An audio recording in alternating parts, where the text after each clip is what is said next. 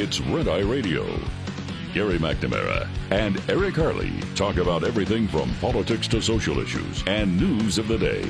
Whether you're up late or you're just starting your day, welcome to the show. From the Uniden America Studios, this is Red Eye Radio.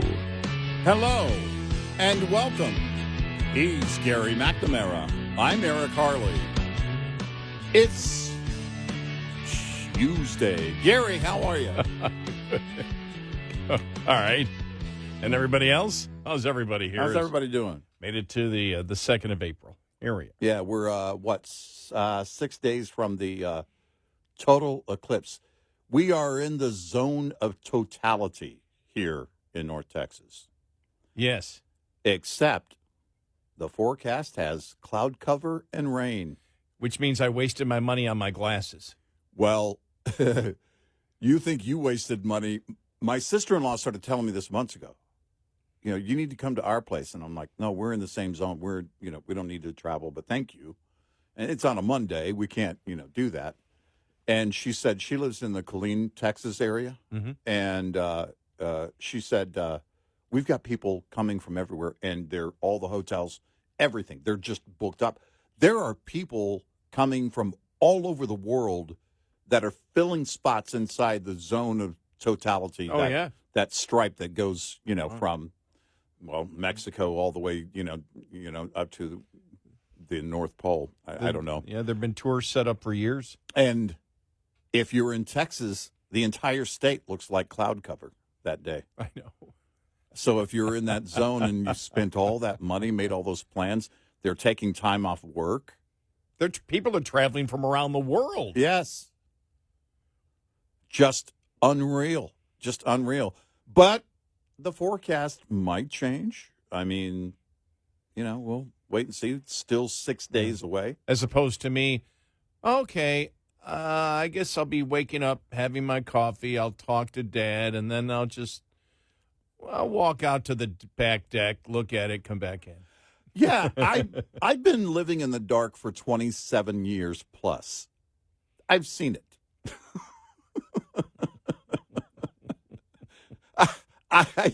I get dressed in the dark every night. It's amazing how well I know my own room. It just hit me. If we ever rearrange the furniture in our bedroom, I'm screwed totally. But yeah, it's pretty cool. If you get the chance. Locally, it's going to happen at 1:40 p.m. next Monday on the 8th, our time, and it'll be 3 to 4 minutes depending. But again, if the forecast holds, you're not going to see. I mean, it'll get dark, but you won't be able to look up and actually see the event itself. So, now, what we need to do is book a flight. Get above the clouds somehow. No, it's maybe the forecast will change. Maybe it'll be different. But there's actually cloud cover for a significant portion of that zone of totality, and that's going to be a bummer if it turns out to be, That's my new band. Zone of Totality. Zone of Totality. Yeah, definitely. But it sounds like totally. Zone of Totality sounds like the end of days. Yeah, it's the end of days. Listen to me. It's going to be the end of days. Come on. That wasn't the devil. It wasn't a bad movie for the time that it came out. It's one of those movies. And I've watched it a handful of times. And it's one of those that I watch it and I keep wanting it to be better. I keep wanting it to have lived to its potential because I think the premise for the movie was pretty cool. It's, good and evil and that kind of thing. Plus 2000. Yeah. And I think the thing is that 2012 actually was a more entertaining movie. So we're going to talk about the end of days. I wasn't even in that movie, and it was good. Well, that's because Woody Harrelson was in it. Oh, my gosh. He made the movie. You know, I'm slowly planning to be him. I did buy an RV. It's not a motorhome RV, but I'm moving in that direction. Well, and the thing is, you really didn't feel that bad when he got killed because he sort of was so excited at that moment. Yeah. And obviously, well, I don't know, he was quite insane, the character. Yeah. But it seemed like he wanted to die when the volcano went off. Yeah. No. I mean, it was it was from the beginning of when that character was introduced in the movie. It was like that was his destiny, and he was absolutely fine with that. But Gabriel Byrne, I love Gabriel Byrne. Oh, man. In End of Days. He's so evil. Yeah. Well, he's the devil. Yeah. Usual Suspects. Right. How did he great movie. How did he make that hotel? Remember we went in to where people were having dinner? Yeah. And then he walked out and the whole thing blew up. How did he blow it up? Was that just the devil's power? Yeah. We just, you know. You just had a... Of course, it was Satan who was blowing up the hotels, blowing up the streets. You just had to buy into it? Yeah, it just that happens. He's the devil, and so he could... Yeah. Okay. And that was the age of the walk-away explosion, right? So the character is walking towards the camera, right, and in the back, everything explodes. Boom. Yeah. Well, what I liked about yesterday is the Democrats in the White House. Well, and, you know, the liberal media. Well, the Republicans got it wrong, and Mike Johnson got it wrong. He didn't declare anything. The Transgender Day of Visibility was already there. He didn't declare. He didn't proclaim. Well, did he proclaim or did he declare? Because apparently, if you're saying the Republicans didn't know that it was a Transgender Day of Visibility, well, then neither did the White House by the proclamation. Right. Because when you go to the proclamation... This is so much fun. This is just, it's so dumb. But now, therefore, I, Joseph R. Biden Jr., President of the United States of America, by virtue of the authority vested in me by the Constitution and the laws of the United States, I send you back to Kansas. I'm sorry, that was Wizard of Oz. By virtue of the authority vested in me by the Constitution and the laws of the United States, I do hereby proclaim March 31st, 2024, as Transgender Day of Visibility. And right after he signed it, a hotel exploded. But he's proclaiming, he's not saying we are recognizing the holiday that already exists. Right. He's saying, I proclaim it. By the virtue of the authority vested in me by the Constitution and the laws of the United States, do hereby proclaim March 31st, 2024, as Transgender Day of Visibility. It's official. It is in the history books. Right. So when people 100 years from now say, how did this day start? It will go back to President Joe Biden. Right. Even though it was a holiday or whatever, even though it was recognized already of that day, he's the one, Biden, that made it official. Officially did it because he took the authority vested in him by the Constitution and the laws of the United States. By the way, I have no idea what that means and why that was even thrown in there. I don't. Yeah. But the fact is, if they're going to play the game, we'll play the game using their own words. Yeah. Well, we didn't write it, right? No, we didn't write it. They wrote it. All right. So. And somebody's going to bring it up. Yeah. They're going to say, well, wait a minute. We read it now. And he said, by virtue of the authority, what authority did he need in the Constitution and the laws of the United States to proclaim it? That sounds like an official designation, not just, he didn't say, we recognize the Transgender Day of Visibility. Right. He said he is taking, by virtue of the authority vested in me by the Constitution and the laws of the United States. By the way, do you get the feeling that I just love saying that over and over again? Yeah. Do hereby proclaim March 31st, 2024 as Transgender Day of Visibility. Yeah. So it might have been a designated day that some people recognized, but the president proclaimed officially by the Constitution of the United States and the laws of the United States that it is officially, and he proclaimed the Transgender Day of Visibility.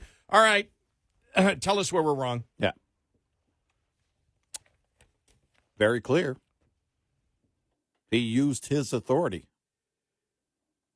By the power vested in me, I now proclaim you man. Oh, wait, woman. This is getting too easy. It's getting too easy. Yesterday, the liberal media losing their ever-loving mind over the Trump media stock price dropping. It was a significant drop. It was a chunk.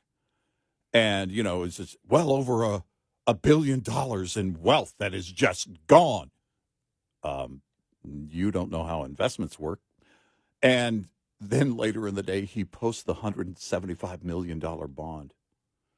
Because that's now the table is clear on that New York case. Time to go to appeal, time to get everything. And we'll see how it ends up. It's crazier things have happened, but we believe there's a very strong case for appeal here. The only question that it's a legal question that I would ask, why didn't he not do it and go straight to the Supreme Court? Or is it, as we said before, he is damaged once he has to pay? See, that's what I thought. Once he has to put that bond in. That's what I thought. I thought if he has paid something and he's out $175 million, he can show damages at that point, and he's got greater standing, and maybe that was the direction of his attorneys. So, but it really. It reminded me of, what was it, a week or two ago? Broke dawn, boom, the next morning. He's up $3.2 billion. Well, they were all ready to make the movie Broke Down Mountain. Exactly. Jake Gyllenhaal is such a success of the movie in the Keys. Yeah. Exactly. Can't think of the name. What's the name of the movie? Brokeback Mountain? No. The movie just. The latest, his latest movie. Yeah. Roadhouse. Roadhouse, yes. Yeah. Roadhouse was such a success that the left said, okay, if he can't pay it, we got the new movie, Broke Down Mountain. Yeah, there you go. I love that. Shane Gillis is Trump. He does a good Trump impression for those that don't know. It was one of those days where it was like, aha, he just lost, I forget what it was, $1.15 billion or something like that, and they're out there practically holding parades that he lost money. It's not how stocks work. It's not how investment works. And maybe that's why he's a billionaire and you're not.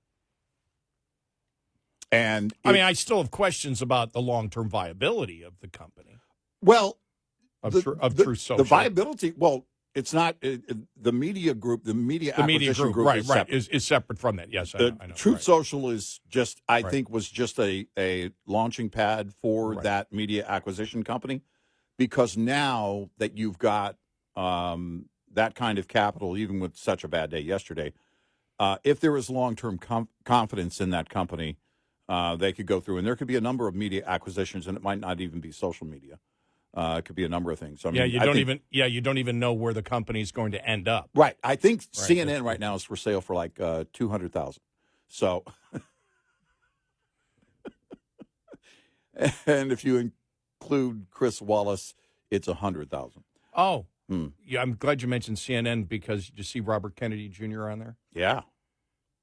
And this is, again, we shake our heads at the lack of communication abilities of the Republican Party, right? Because he was asked the question, well, don't you believe that Donald Trump, will destroy the whatever? He just came out. He goes, what are you talking about? Last thing I care about is Trump. Everybody says the election was stolen, but what you have with Biden, and we'll play the audio cut, what you got with Biden is somebody who, as soon as he got in, wished to censor and coerce social media, something that's never happened in the United States of America. You want somebody who was against democracy, basically the things that we have said. Right. You want against democracy? Let's lay it out. Right. And it was beautiful, because, and I'm wondering now, will he get invited anywhere at CNN or MSNBC anymore, knowing that he has that ultimate defense. And after his Veep pick, after his Veep, right, exactly. He's a real threat to them. Yep. And after what he said, I mean, you combine all of that, it's like, oh, man, this isn't good for the left. It's not good for the Biden campaign. But I love the squirming of the Biden yesterday. Yeah. Oh, I didn't do that. I didn't do that. I didn't do that. Well, we just read it to you. Yeah, and you did it. And it's like, okay, let's proclaim it. Let's make it official that we have created this day because that's what they're communicating here. Right. They're communicating. Most people had no idea. Right. 99.9% of the public had no idea that somebody had designated March 31st as Transgender Visibility Day. Right. Nobody knew it. Well, and so when he comes out with the proclamation and the laws of the Constitution, basically making it, we are proclaiming that this is an official day of the United States, he gets called on it, and they come back and go, no, you Republicans, you don't even know what's going on because it was already that day. Oh, that wasn't the thing of whether it was somebody called it the day or some group called it a day.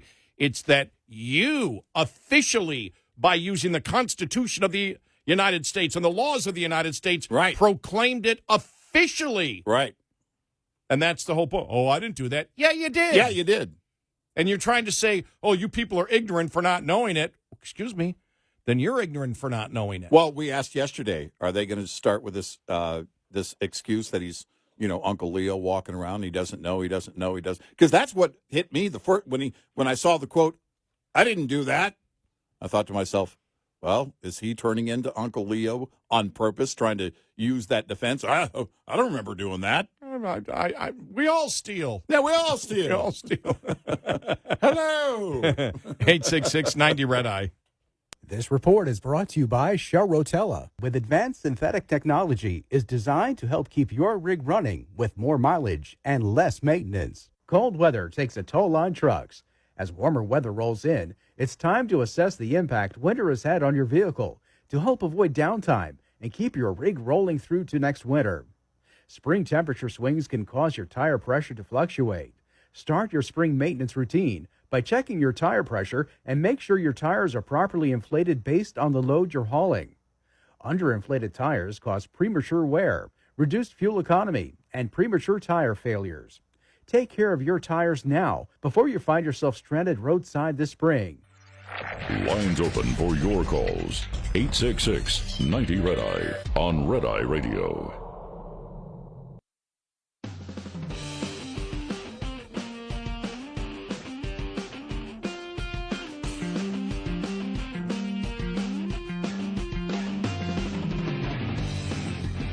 It's Red Eye Radio. He's Eric Harley, and I'm Gary McNamara, just reading from Corinne Jean-Pierre. For folks who understand the calendar and how it works, Easter falls on different Sundays every year, and this year it happened to coincide with Transgender Visibility Day, said Corinne Jean-Pierre, deeming the entire storyline misinformation.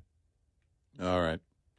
Which she asserts was done on purpose. Again, we have gone through it over and over again. It was an official proclamation. We'll do it one more time. Doesn't matter whether some group named it.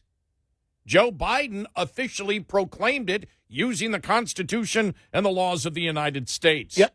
One more time. Now, therefore, I, Joseph R. Biden Jr., President of the United States of America, by virtue of the authority vested in me by the Congress and the laws of the United States, do hereby proclaim March 31st, 2024, as Transgender Day of Visibility. I call upon all Americans to join in lifting up the lives and voices of transgender people throughout the nation and work towards eliminating violence and discrimination based on gender identity. In witness whereof I have hereunto set my hand this 29th day of March in the year of our Lord 2024 and of the independence of the United States of America, the 248th. There you go. Sounds official to me. I think Sounds so. like a declaration and a proclamation.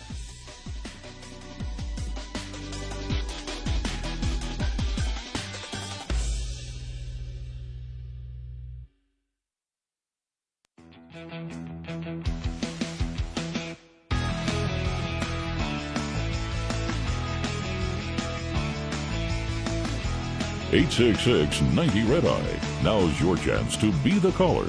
Red Eye Radio. And he's Eric Harley, and I'm Gary McNamara. By the way, House Speaker Mike Johnson has doubts over whether President Biden fully understood what he was doing when he issued a proclamation declaring March 31st, the same day as Easter this year, as Transgender Day of Visibility. Now, again, what they're saying is he didn't do that. Yes, he did. He did proclaim it. Whether some other group, and I don't know who the group who, all these days that exist out there, different groups just come up with days. Right. But Biden, on that proclamation, proclaimed that March 31st is a Transgender Day of Visibility. It was an official sanctioning of the federal government. And like I said, we read it over and over again just because it's extremely entertaining. But he is the one that wrote and said, using all his powers under the Constitution and the laws of the United States. Yeah. And on it, the title is Proclamation. And then it was funny because I heard somebody say, well, it wasn't a declaration. No, it was a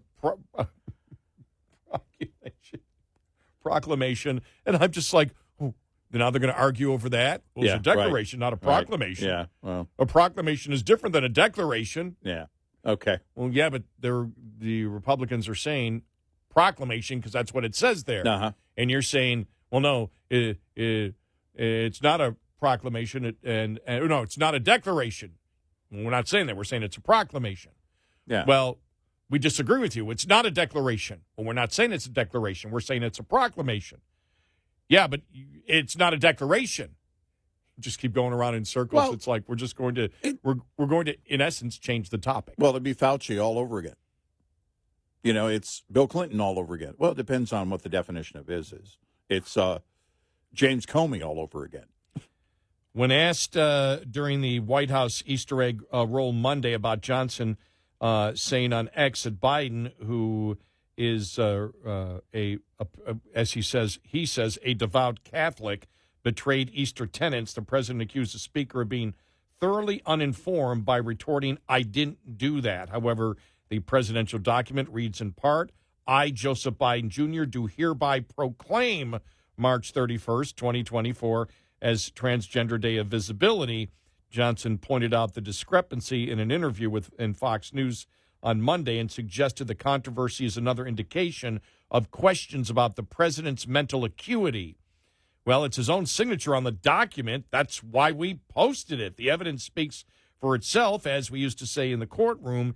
It's highly possible that he doesn't even know what he is signing. Yeah. That might even be more alarming. Right. I still stand by the fact that from the White House over the last 10 days, they have decided to just move to the far left on all the issues. And this was just another indication. And again, they claim if you're looking at it officially, I have to go and by what the White House says over and over again. Right. And what the family says. There is nothing wrong with the president. In fact, if you're 25 years old and you're in extremely good shape, you couldn't even keep up with this president. And the biggest thing is when people go in to discuss things with the president is they just can't handle how detail-oriented and how incredible his memory is and the energy that he has. He runs circles around anybody that goes in there. That's what they say. Yeah, behind the scenes, he beat Usain Bolt in a race. He beat John Cena in a push-up contest. Mandelbaum, Mandelbaum, Mandelbaum, Mandelbaum. Go Mandelbaum. time. It's go time, Trump. But officially, if I'm going to respond to officially what the White House says, then you have to look at this and say that, well, no, they just got too much heat for this and had to back off and had to somehow try to blame Republicans because the heat they didn't expect the heat that they got. Right. That's officially because the White House says Biden is fine. Now, we know Biden's not fine. we know that the White House is lying about that. Yeah. We all do. Right. Every Democrat knows the White House is lying about that. That his cabinet members that are much younger can barely keep up with them. We all know that's a load of horse manure, right? Yeah. Does anybody actually buy that he runs circles around everybody? No. I believe that most of his staff doesn't keep up with him. It's because they're not interested, though. Yeah. They don't keep up with anything that's going on, apparently, because nobody's in charge. So the other possibility would be he was all for it until he was against it. Yeah. Because there was so much. The defiance yesterday, it was, I didn't do that. I didn't do. Yeah, you did. Yeah, you did. Yeah, you did. Because we talked yesterday, moving more and more liberal, clearly trying to shore up their base. That's, you started the show yesterday with that. This is where you believe they're going. I agree with that. That's going to be, they see right now the radical left and I guess the protesters, they're trying to appease the I don't know what the game plan would be, but based on the things they have done, clearly moving far left.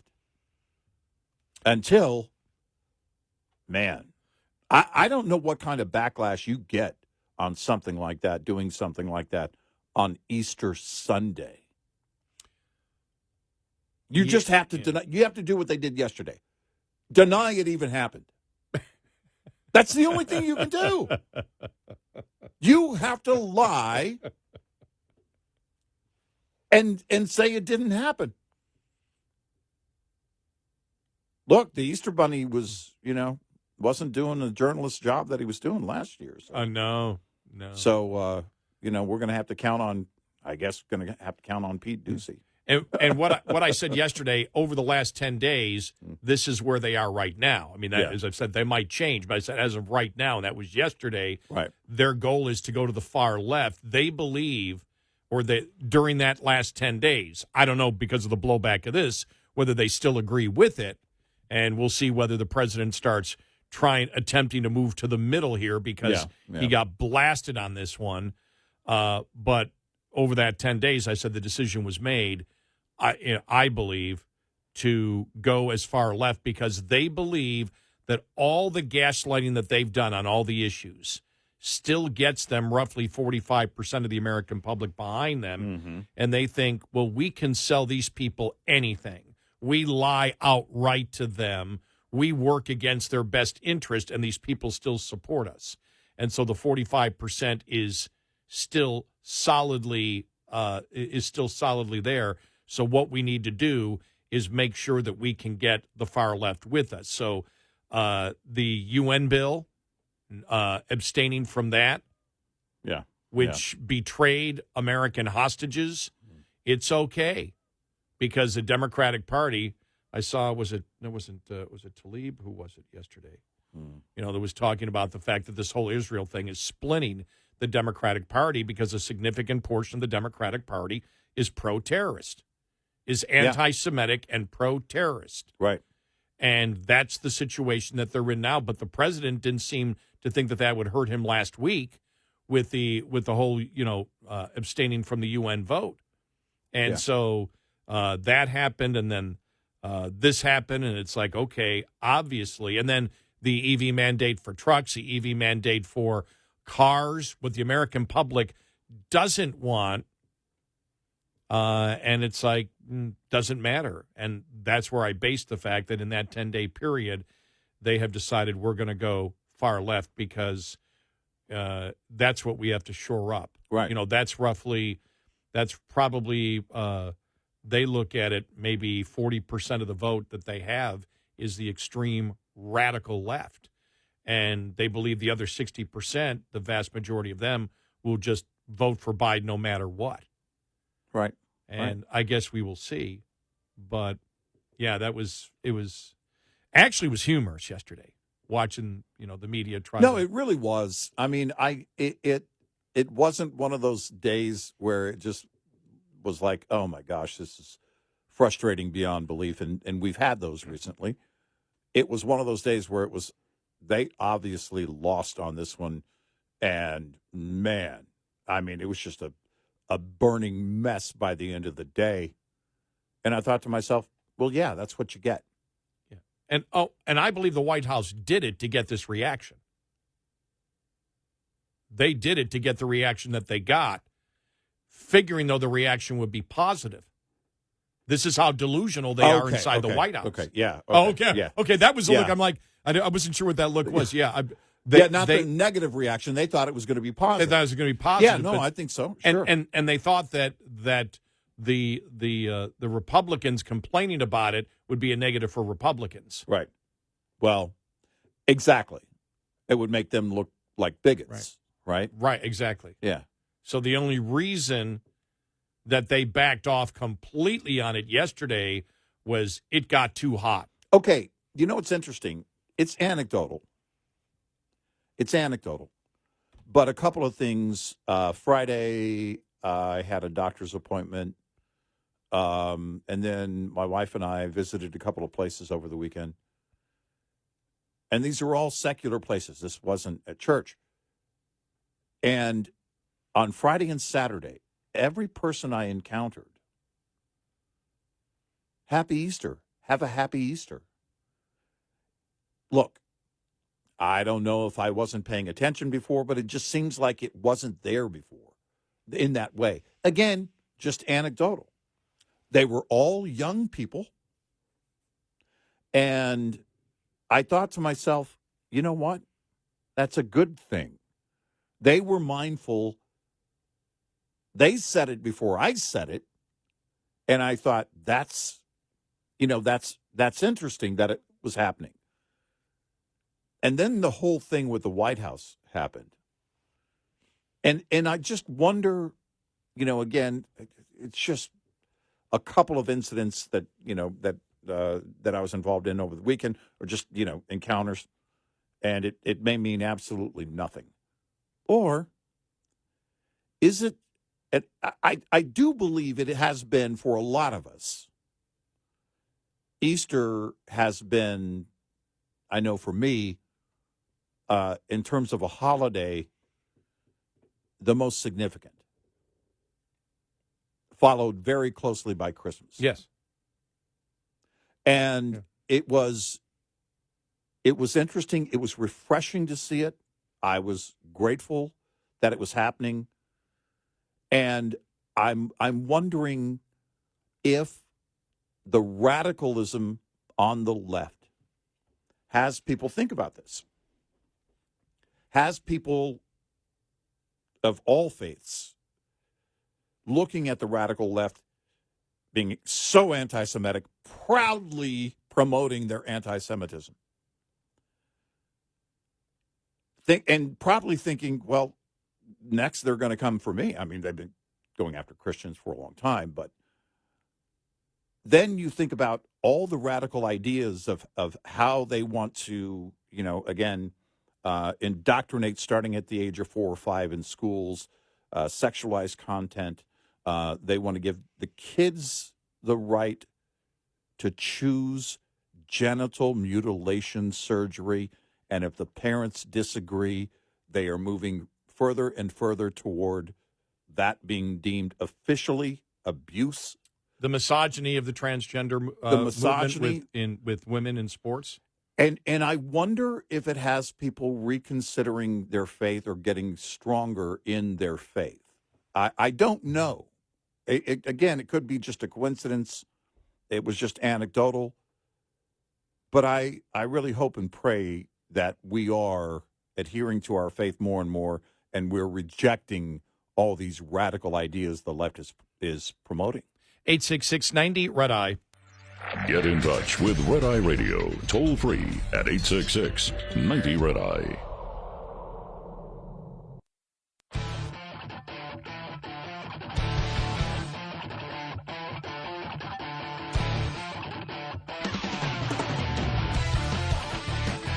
It's Red Eye Radio. He's Eric Harley, and I'm Gary McNamara. Eric, one of the interesting things was when this story came out, the whole proclamation of Transgender Visibility Day, and I saw the initial comments. Again, a lot doesn't get me angry because I expect it's going to come from the left. Right. And when I saw the proclamation, I went, okay, they did this because they wish to get a reaction from the Republicans, which they believe will be negative. And I thought, okay, this is their move, among other moves last week, to move to the far left. I will tell you, and I'll get into some of the reasons that might be why coming up on the top of the hour. I was a little blown away by the reaction of this. I saw people posting that I know are Democrats and not Republicans that were furious at the White House doing this.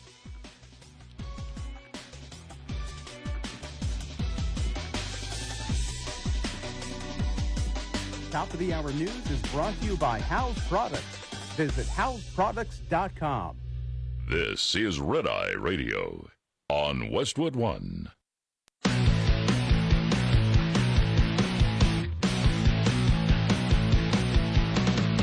Now, it's Red Eye Radio. Gary McNamara and Eric Harley talk about everything from politics to social issues and news of the day. Whether you're up late or you're just starting your day, welcome to the show. From the Uniden America Studios, this is Red Eye Radio. It's Red Eye Radio. He is Eric Harley, and I'm Gary McNamara. Welcome and good morning. Hello. Thank you for being here. Thanks a lot.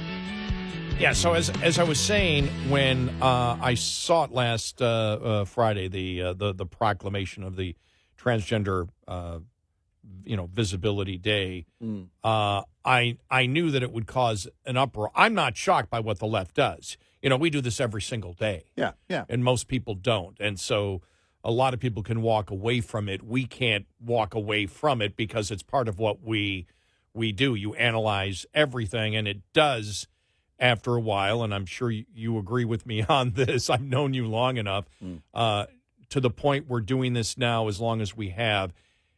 You don't run away from the news. You run right into the news. You run into the fire. You don't run away from the fire, and that and that makes us different than a lot of people who can. They may turn it on for a little bit, go, I've had too much, I can't do it anymore. And we know talk show hosts that have done that. It's just gotten too hot. Right. We've done the opposite and went, well, this is like you're playing in the Super Bowl every day, and there's a lot of pressure. You're playing in the Super Bowl, so you quit football because you're always in the Super Bowl. Right. Well, every day is a Super Bowl when it comes to the discussion of ideas, and maybe that was a thought I had years ago. Man, this is really, it's just getting brutal, but I've been in it so long where now it's a positive addiction to these things are going on. We're going to blast it when we get on the air. Yeah. So I wasn't like upset by it. What I was because there's an expectation this is what the left is. Right. And it's like, okay, what are we going to talk about? Well, what the discussion for me really came to the response that I saw from so many people who just won't talk politics anymore. This hit them very hard. And I started thinking to myself, well, wait a minute. Aren't we in the time when fewer people are going to church? Yeah, it seems, the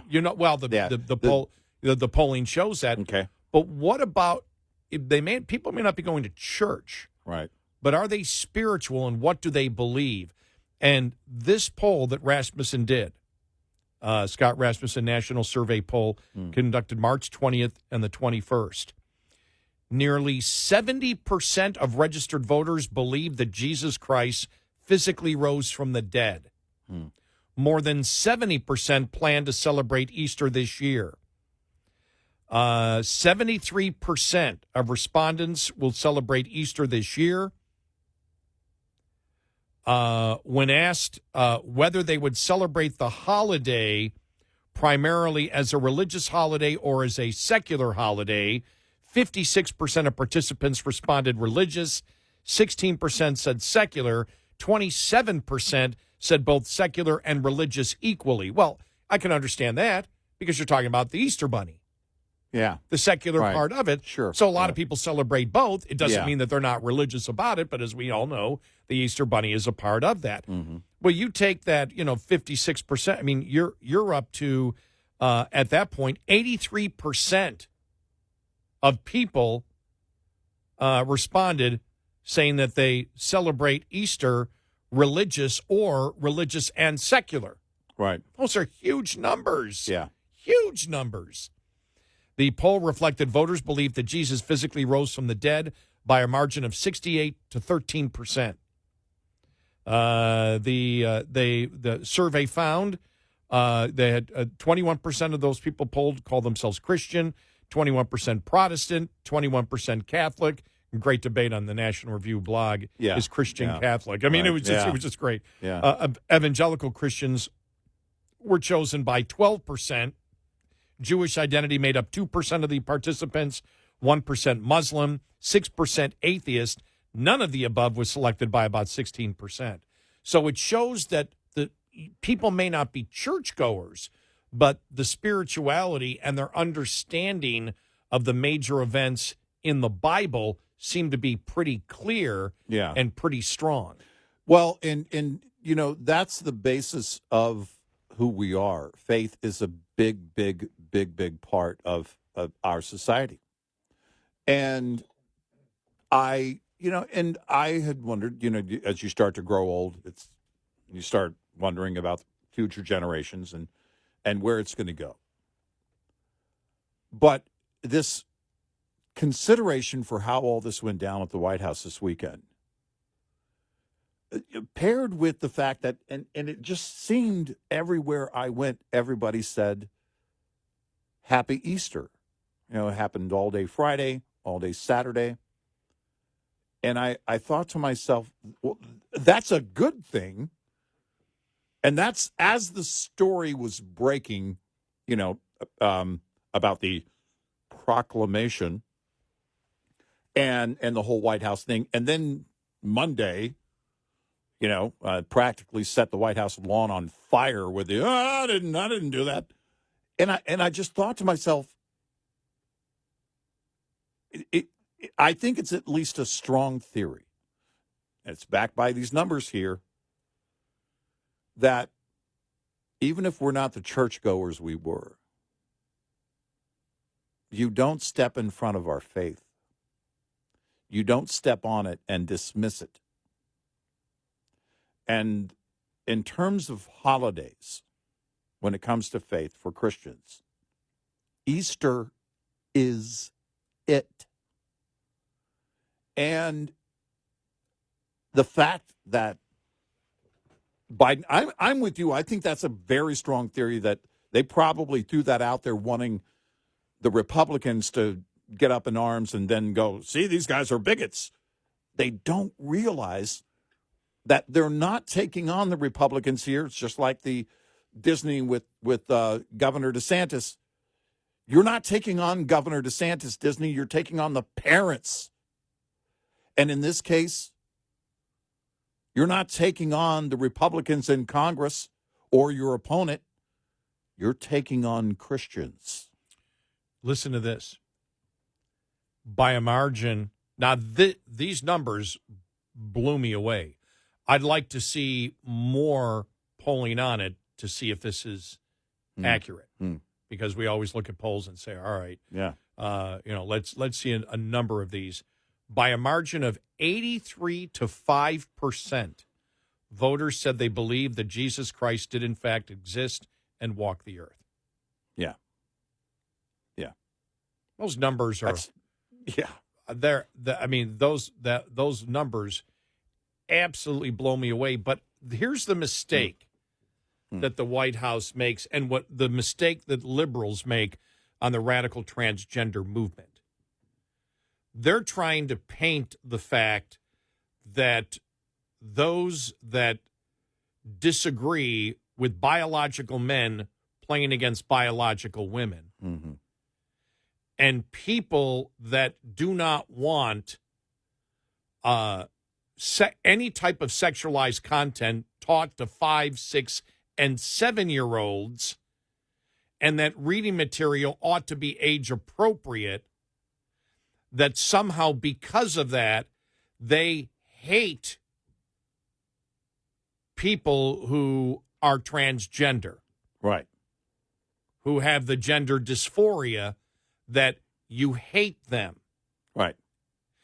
That's not the case. It's not the case with have, me. That you have no compassion for somebody who is going through that. And part of it is, as you and I have discussed, and we go back to the Tom Cotton Berkeley professor back and forth about a year and a half ago, the Berkeley professor, when he was asking questions about, transgender and gender. And she goes, these questions are inappropriate. They're transphobic. He goes, what do you mean? I'm asking questions. Yeah, and you have to realize that transgenders have one of the highest attempted suicide rates. So the fact questions aren't allowed. Once you start defending what you believe that way, where you say because people commit suicide, this cannot be discussed, you've lost the argument right there. Yep. You've lost it. Right. Because anything you have to defend. Because, as I said, I made up the absurd thing that, okay, if I'm a racist and I threaten to commit suicide, do you have to accept the fact that racism is correct? Well, I don't have to accept that misogyny is correct, what we have seen happen with the women in the Ivy League, for example, Riley Gaines and everybody else, and the intimidation and the threats and everything else because they wish to have biological women, play sports. That doesn't mean because I believe that misogyny exists that every person who believes has the gender dysphoria of not knowing, what sex they are, that somehow I hate them because of that. And that would be the furthest from the truth. That's where they got it wrong, because the radical transgender movement now stands for the insanity of what they wish to teach children, the fact that they want children to be able to decide to have irreversible surgery and hormone treatment without the parents being involved. We've seen the J.K. Rowling thing where, now they got the law, the hate crime law. Mm-hmm. You can do jail for not using the proper pronouns. Yeah, and there was a story out of Great Britain, I think it was last week, someone being investigated for using the wrong words. Yeah. And I thought to myself, here it is. And J.K. Rowling said, bring it on. Yep. And so when you have all of this, this is how the public is looking at it. And the left is looking at it from a delusional point of view, which is everybody on the right hates anybody who's going through that in their mind. I know that there are a tremendous amount of things that go through people's minds that they need help for. Mm-hmm. I understand that. I understand that people need help. And the interesting thing is that the left says they don't need help at the same time when they say, but they have the highest suicide rate, so you can't even ask questions. Right.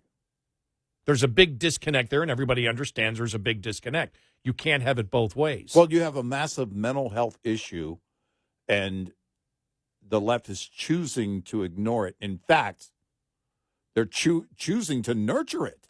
Yeah, absolutely. Instead of addressing it.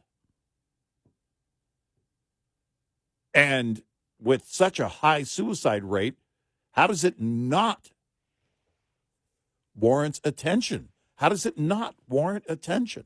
I just don't get that, except when you introduce all these other ideas, including the idea of children being able to decide on that surgery, and children being able to read sexualized content in schools, in public schools.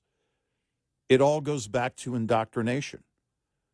If we can't convince them, when they're older, when they're adolescents, well, we got to start earlier. And we'll deem it abuse if they disagree with their child. Mm-hmm. It's insane. This is insanity. A massive overreach, and it is insane. And I think they wanted to promote their delusional insanity, and at the same time, they thought it would be an opportunity because they knew they would get the response to say, see, Christians hate. Mm-hmm. That was their goal. Yeah. It didn't work out that way. It didn't.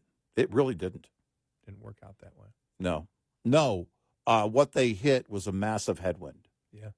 And you're never going to win that. And that's why because it is a faith that's been around, believe it or not, for thousands of years. And that's why they retreated yesterday. They had to. That's why, well, you guys just got it wrong. You got it wrong. Sorry, we have the proclamation in front of us. Man, the fire in the hallways, that had to have started over the weekend. What do we do about this? What do we do about this? Because now the president's got to go out on the lawn on Monday. Oh, man. And roll eggs and not potatoes. Not potatoes. Like PETA wanted. So he's going to have PETA and Christians. I mean, it's going to be a horrible Monday. But they had to. So the only strategy they have is deny it. Yeah. Pretend it doesn't exist. Yeah. And they're comfortable with that because, again, they gaslight consistently. Well, and they lie. Yeah. They lie. So what's one more lie, right? 866-90-RED-EYE. Brought to you by FPPF, Fuel Power Max. It's a common road rumor that it's impossible for one-truck owner-operators and even carriers with just 2 or 3 trucks to get freight direct from the source, the shipper. Yet, hard-won experience from untold numbers of owner-operators with authority disproves the notion. Search your home base area and, later, frequent freight destinations to find all the manufacturers, distributors, and other shippers in the area. Once you get that list, ask yourself if those companies know who you are and what you do. If not, you're leaving opportunities on the table.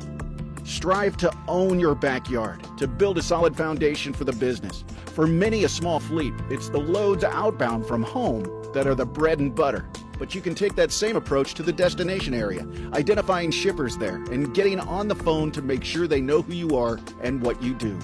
Owner-Operator Business 101 is provided by Overdrive's Partners in Business program.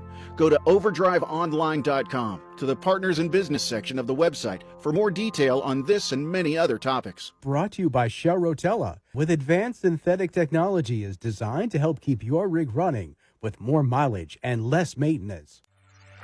We'll be right back with more Red Eye Radio with Eric Harley and Gary McNamara.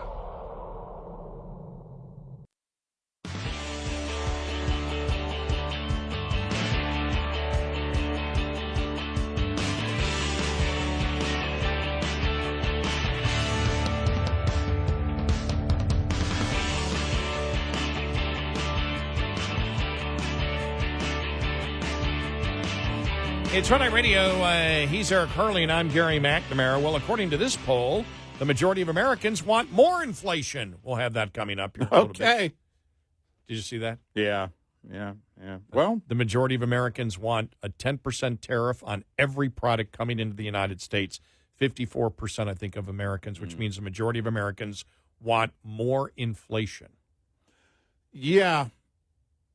It's amazing the ignorance of economics that Americans have. It really is. And what do we see anytime, like, we did the Bush tariffs and then the Trump steel tariffs, and then they have to be reversed fairly quickly. It's not overnight, but when there's the backlash, I mean, you going back to the Bush tariffs, you had major manufacturers leaving. They had no choice.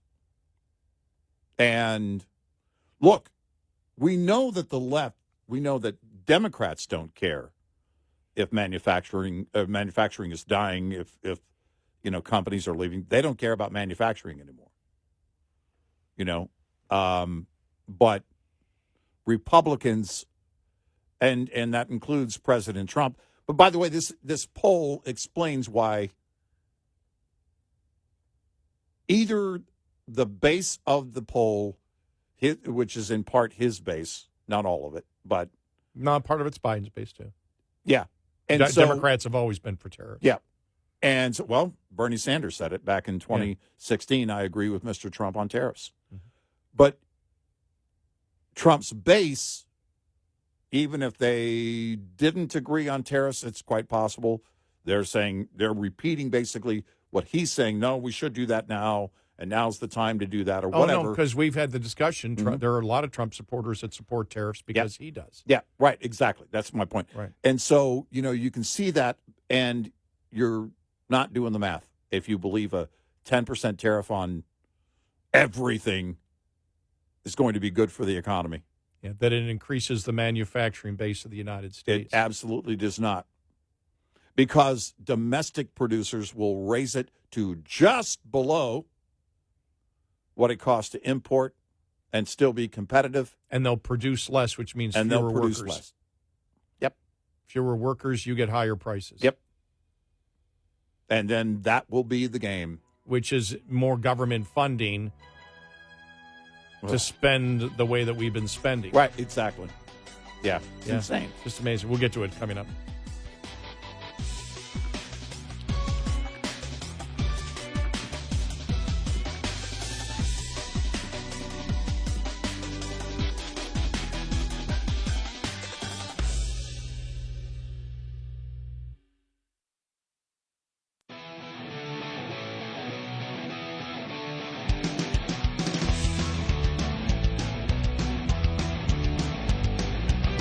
You're listening to Red Eye Radio from the Uniden America Studios.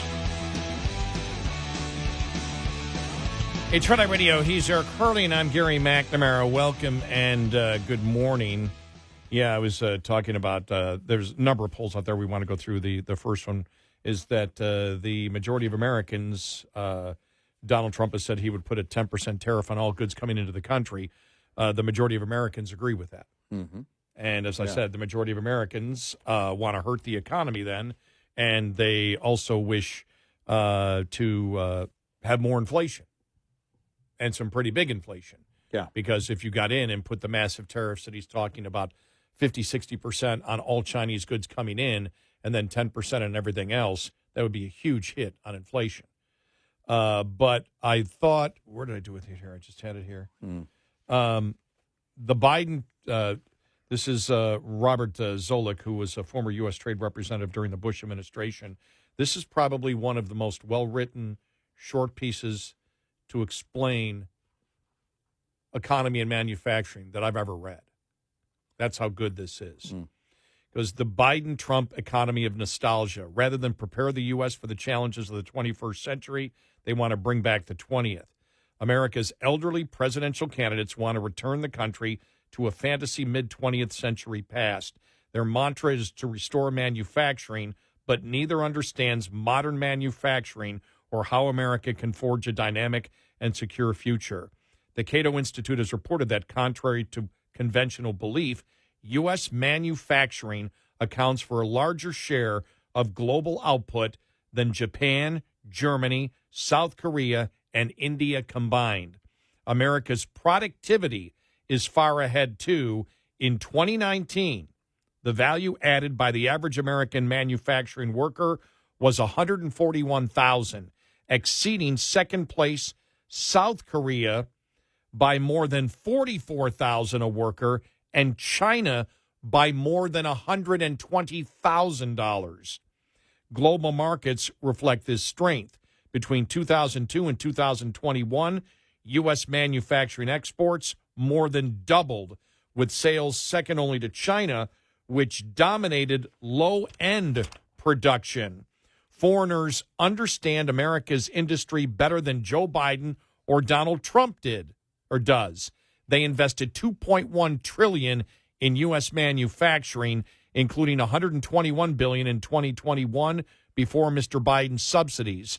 America's success is thanks to its ability to move from low-tech, less productive sectors to higher value ones such as computers, pharmaceuticals, medical and scientific instruments, aerospace, and electrical machinery.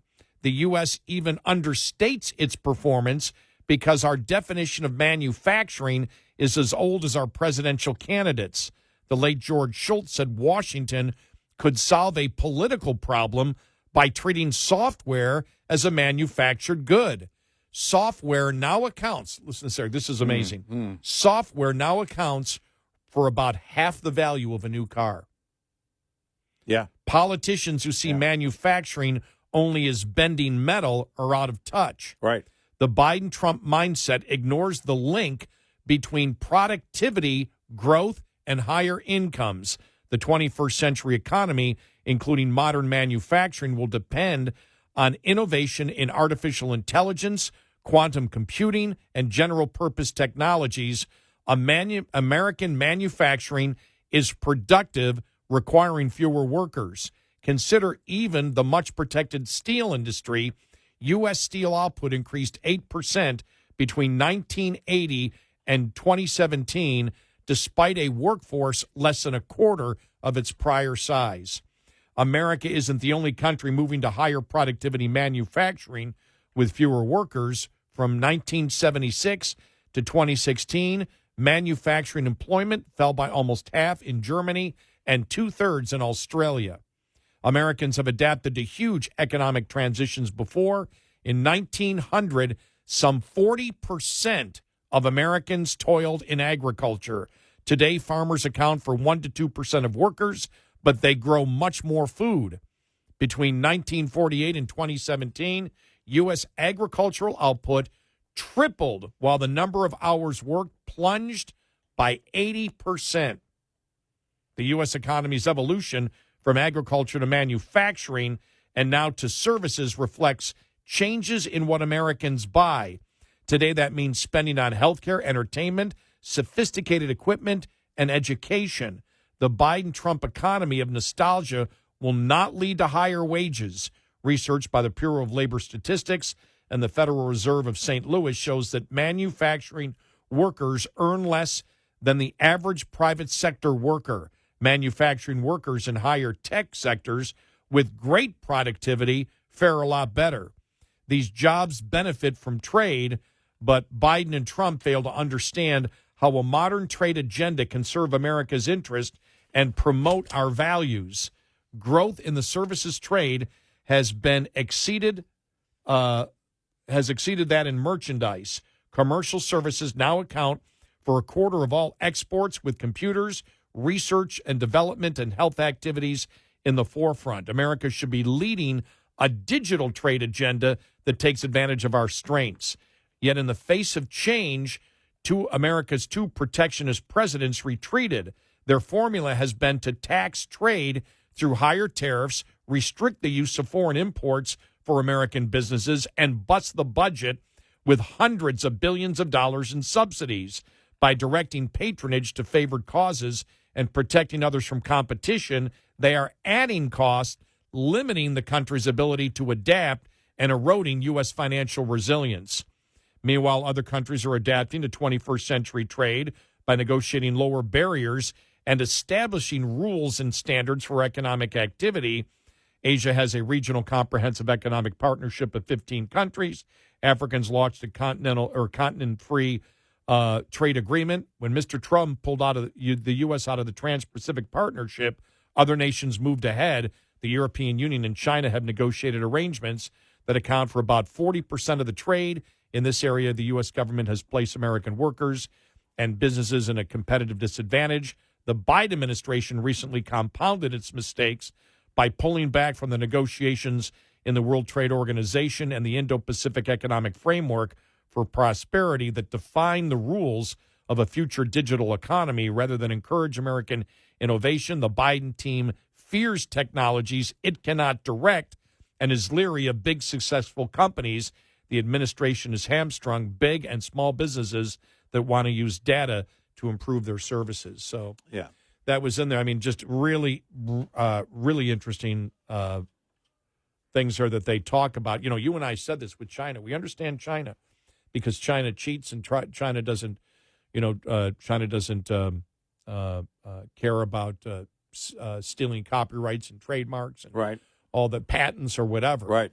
And so if you want to do it, fine. We thought the big mistake of the Trump administration was the fact of they should have been doing everything possible to come up with great no tariff agreements with the European Union, the rest of Asia that isn't China, and Canada, and Mexico. Yeah, and make it as tariff free as possible, and you trade with the entire world but you shut out the countries. I mean, Russia, we know the situation they're in. Right, right. China's going to have problems because their population is not growing as it was supposed to grow either. And China always is going to have problems with the central government, as you can see by the productivity per worker of the United States worker, which is head over heels what you can do in China. But you cannot force, through government mandate, businesses in the United States. Well, you set up you set the environment for being even more productive as a nation by first implementing long-term energy, oil, natural gas production. You have to have that policy in place that tells the world, hey, we're not going to go back and forth every 4 years anymore. Not only are you setting up a massive export business where the world becomes our customer on oil and natural gas, but then you set up the environment and the settings for manufacturing cheap energy is number one. And then, of course, the labor force, and we have the most productive worker on the planet. You do all of those things through policy, and you set that table accordingly. And when you punish trade partners, they're going to punish you back. When you punish trade partners with tariffs, domestic production suffers because domestic producers have that protection, and they can go right up a couple of points lower than the cost of the imports and still be competitive, and they can slow production down, and it's still going to be costly. Domestic or imports now are going to cost you a lot more. And that's the way it's going to go. That's just the way it's going to be unless you go a different route, unless you say no tariffs. What we're going to have here is we're going to have strong trade agreements based on the strength of our production abilities as a nation. And with the productivity that we have, we shouldn't fear anyone. Exactly. But when we've talked about the EV mandates. We've talked about the subsidies of government to force products and services and a means of production that Americans don't want. Right. And we were sold that by the government giving subsidies to businesses, they will lower cost and give people the products that they want. All of it is a lie. Yeah, right. All of it's a lie. Right. If you attempt through tariffs to subsidize labor, because that's what you're doing, you're believing that, okay, we can subsidize labor if we tax over here. If we tax these people here, we're in essence subsidizing American labor, so there'll be more jobs. Well, the evidence is clearly in over tariffs. No, you raise the cost of the American consumer. You have fewer jobs because the cost goes up. When the cost goes up, fewer people buy that product. Mm-hmm. And so minimum wage, the same thing. Minimum wage isn't going to affect anything. California's dealing with it right now. Oh, no. Minimum wage doesn't affect anything at all. No. It's going to raise people out of poverty. Do you think that it's going to raise the $20 an hour fast food minimum wage is going to raise people out of poverty? No. Or will it lose jobs and go to AI even quicker? There's this belief, and you have Republicans. We've talked about the populist movement, which has become bigger in the Republican Party, that believes, well, if our guy can manipulate the economy, he can manipulate the economy to success. Right. Everybody else did it wrong, right. but our guy can do it. Now, tariffs against China, I can understand.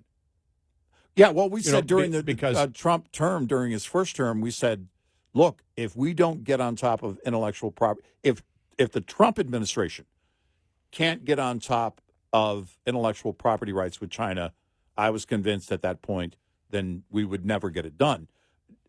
We may be past that point of no return. I don't know. But I am convinced that Trump could do it a lot sooner than Biden could do it, and we'll see if that happens if he becomes president.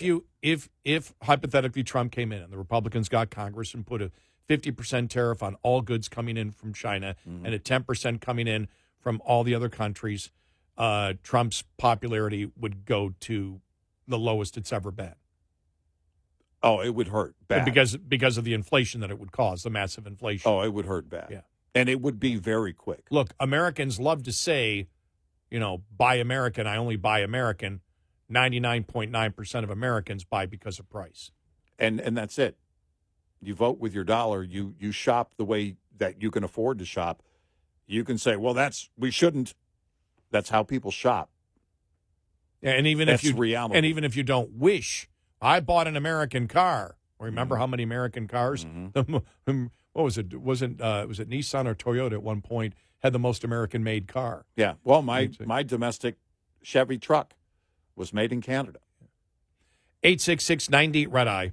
Coming up, more with Gary McNamara and Eric Harley. It's Red Eye Radio.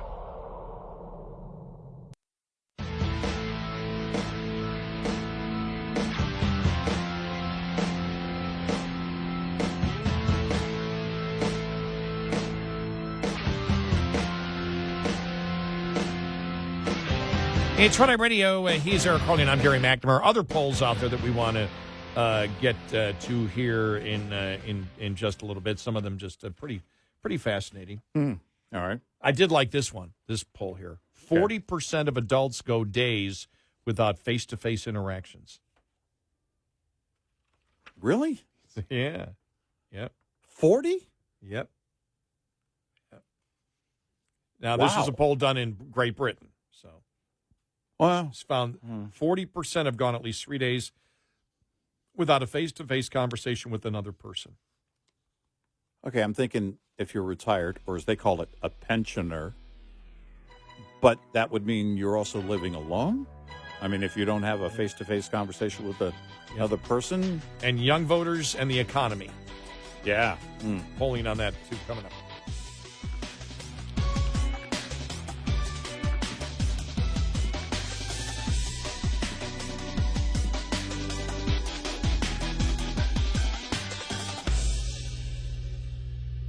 This is Red Eye Radio on Westwood One.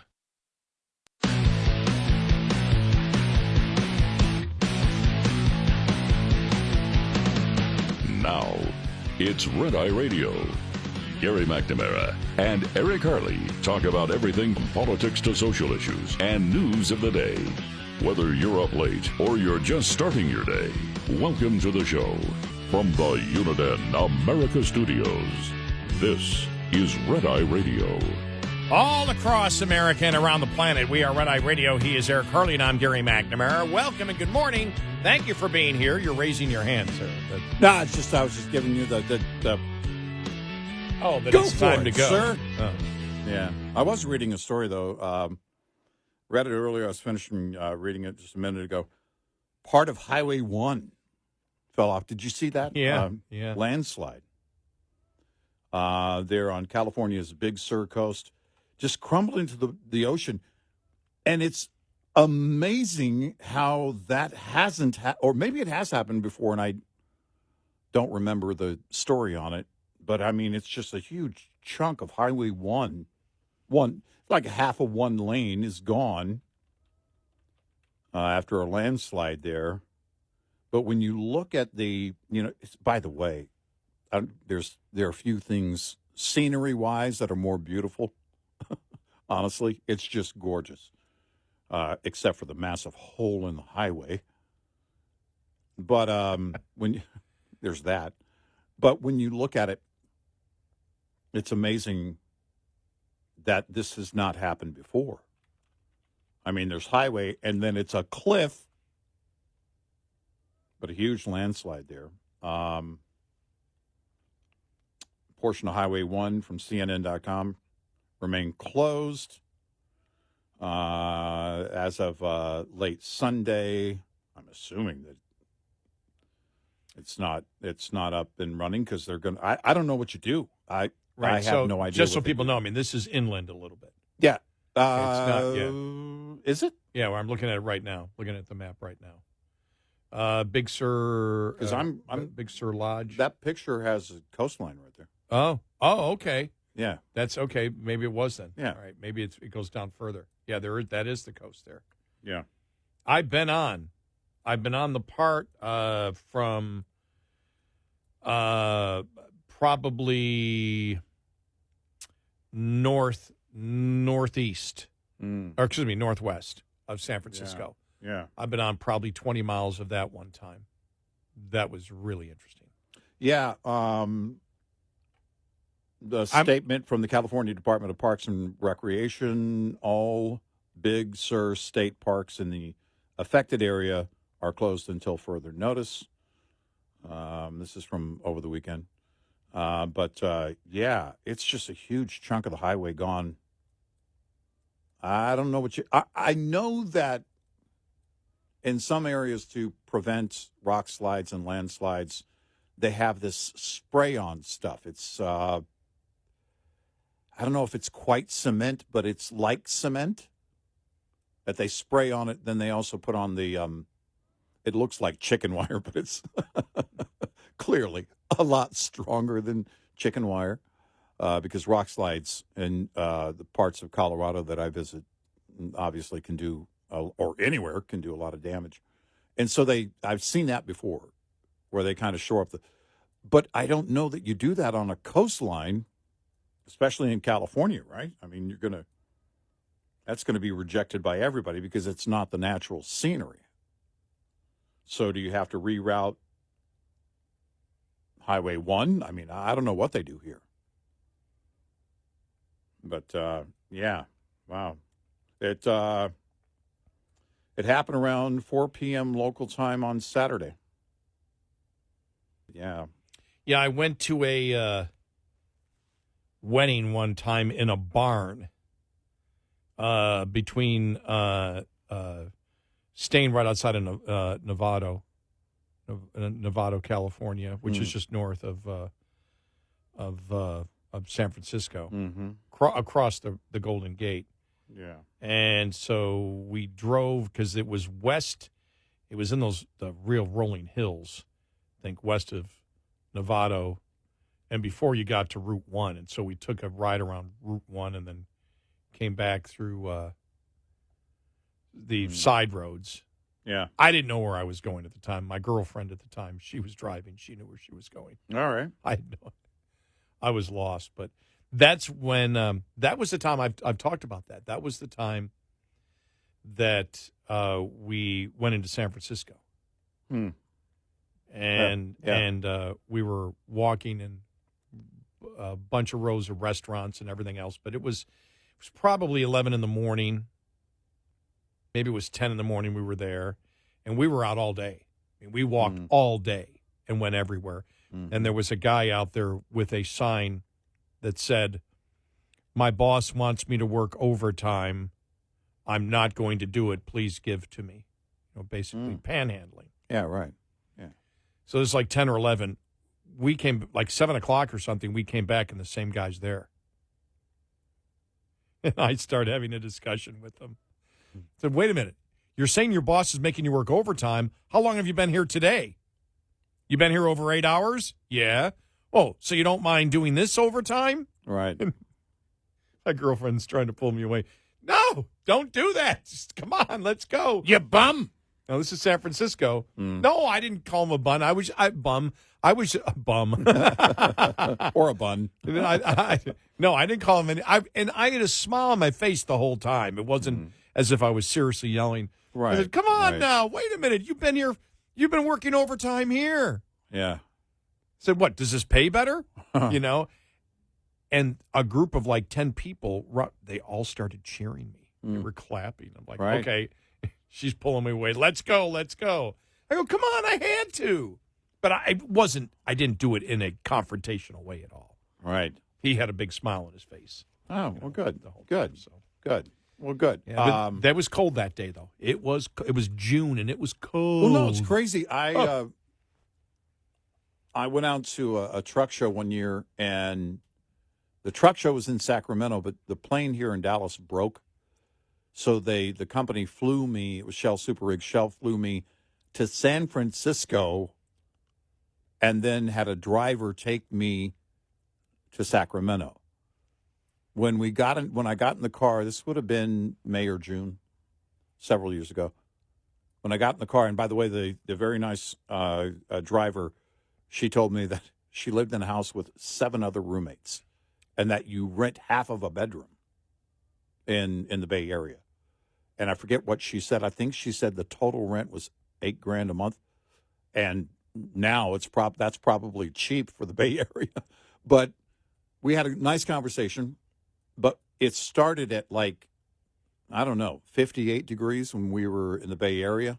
People wearing jackets and hoodies out in the park as we were driving by. I was like, oh, well, yeah, it's very nice.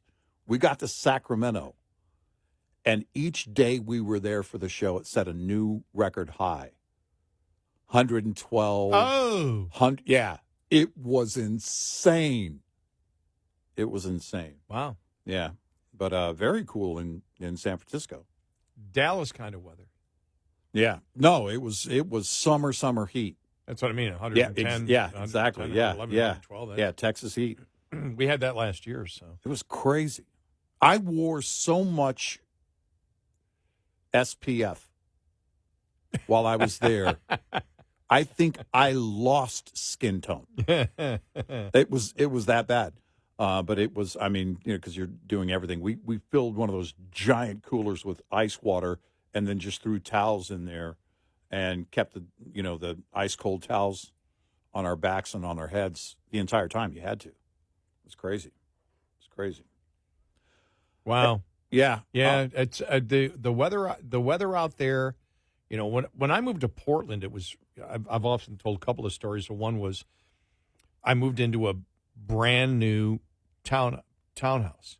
It was beautiful. I'm like, this could be great. Yeah. And I moved there. I think I got there the first week of August. Well, I'm in there, and it's 95 every day, 95, 100 every day. And one day I'm looking for the air conditioner thermostat, and all I can find is the heating one. So I went down to the townhouse complex office, and I went, maybe it's just me because it's a new building, but I can't find the air conditioning thermostat. She goes, we don't have air conditioning. What are you talking about? Yeah. And, went down to 60 at night. So what you did was I opened up, before I went to sleep, I would open up the window downstairs with a fan and a fan upstairs. Okay. I had an upstairs. And I would just, when it got to be 9 o'clock, and it would cool down. And by that time, it's below 70. I mean, the temperature dropped quick. And I'd blow all the air through, cool it down. And then when I woke up in the morning, I'd do the same thing. So it'd be maybe 59, 58 degrees and 95 during the day. Right. And you open up and you cool down the house and you close everything. Everything's dark and you come back home. When it starts getting hot again, by the time it starts getting hot again, it's okay, time to open up the windows. Right. And do it again. But, yeah, I was shocked. And the other one was one time golfing at, Tri-Mountain Golf Course in Washington State. Was it Tri-Mountain? I think it was. And when we got there, it was 70 and no wind and perfect. By the time we got to the ninth hole, it was snow. Or by the time we got to the fourth hole, it was sleeting and raining. By the time we got to the ninth hole, snow was not sticking to the fairway, but it was sticking to the rough. Oh, wow. And then by the time we got and played the back nine to the 18th, it was back being 70 degrees and no wind and perfect weather. It was we went through 4 seasons in 4 hours. Yeah. So crazy.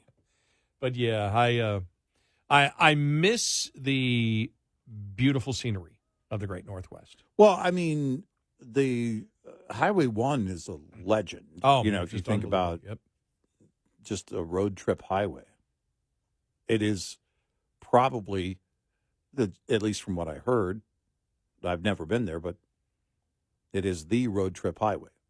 It's a must. And you should be in a convertible, is what I understand. But, I don't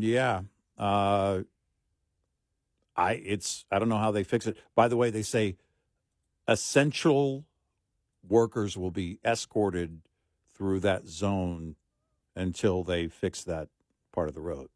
There's one lane that is still there, But, man, there's a huge chunk of that lane adjacent to the water that is, well, now in the water on Highway 1.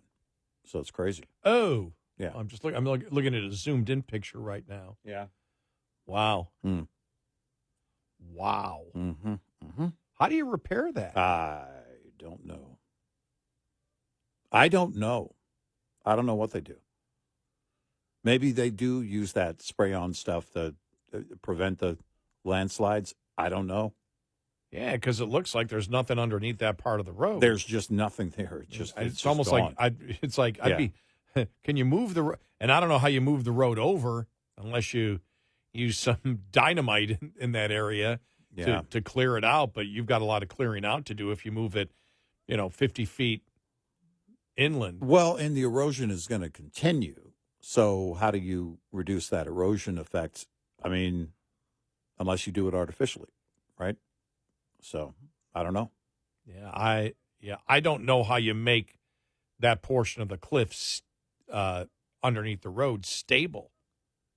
That spray-on stuff, but I don't know if it works in those conditions with it being constantly, high moisture condition right there on the water. You can do it. It's the money that it would take you to do it. Oh, yeah. And anything can be you're done. changing the scenery. Yes. You're going to get you're going to get pushback on that. And because that's the whole idea, Highway 1, the scenery around Highway 1 is, legendary. So I don't know how you do it. I don't know what you do. Wow. Yeah. I won't. I wouldn't trust that section right there. Well, that's it, because there's the one lane that is horrifying. still, you could pass through it, but they're saying essential workers will be able to get past it with escorts. They'll have state workers escorting them, through that lane. Oy.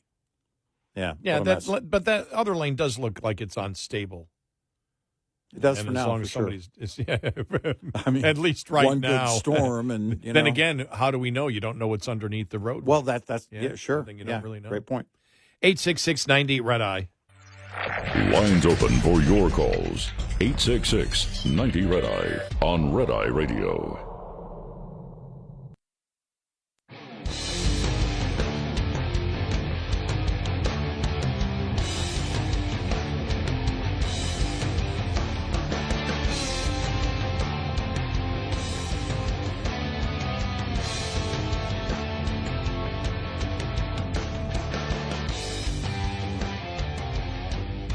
It's Red Eye Radio. He's Eric Harley, and I'm Gary McNamara.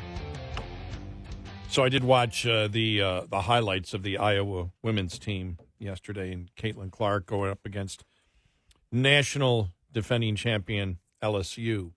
I did watch the long highlights, and I watched the game the other day, the West Virginia game, I think it was, and I saw the comments from Jamele Hill from ESPN. Remember her during the whole Black Lives Matter thing. Remember her really leaving ESPN back then for the comments that she made. And she was talking about Caitlin Clark, and she gets more attention because she's white. Wow. Yeah. Or maybe that she's an outstanding player. It's not that she's just a great player. She's an entertaining player to watch.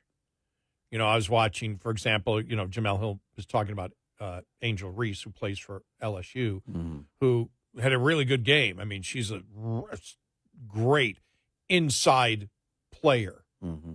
Sorry. You see, and again, entertainment matters. Yeah. Pete Maravich never won a national championship. Right. Everybody remembers Maravich. Why? Entertaining as hell to watch. And you see Caitlin Clark. Caitlin Clark can shoot from 45 feet out and then fake the 45-footer, drive, put it behind her back, go in and make the layup. Yeah. And then her passing is mind-boggling the last couple of games. She's so entertaining to watch, people want to see it. Her color doesn't matter. It's is she entertaining to watch? And again, they're trying to make the comparison. Ball players are different. There's greatness in a lot of different ways. Look, Wilt Chamberlain averaged 50 points a game in one season. Yeah. Averaged 50 points a game. He scored 100 points, but he was a dominant big man who was shooting he wasn't shooting three-pointers. He was shooting up close. It was a dominant performance from a great basketball player, but it's not as entertaining as somebody like Caitlin Clark who can, or Maravich. I'm using Maravich as an example of someone who was extremely entertaining to watch. Michael Jordan, extremely entertaining to watch because of his athletic abilities. Yeah. What he could do. Right. And it's the fact that, she is, Caitlin Clark, just has this ability to control a game as she did last night. And those three-pointers that she hits, nobody shoots that far. Yeah. The men don't shoot from that far out. Right. And then she gets a couple of them going, and then they come out to cover her, and boom, she passes the ball. They throw the ball back to her. She drives, to the bucket, puts in a layup.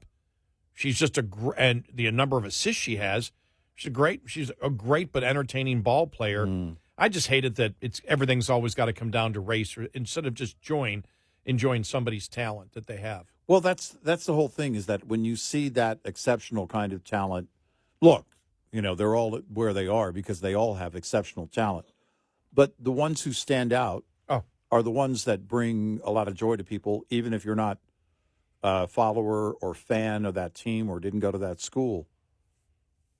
But no, we can't have that. Let's just destroy it. Well, why? This is the time of year when it gets exciting. Yeah. And nope, we can't celebrate someone. We have to be angry about something. We have to be a victim.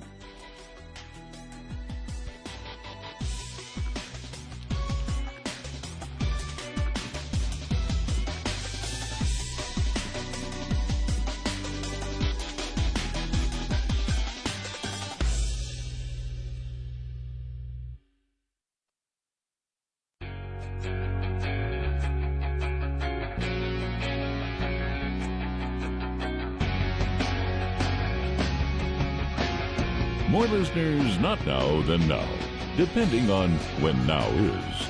Red Eye Radio.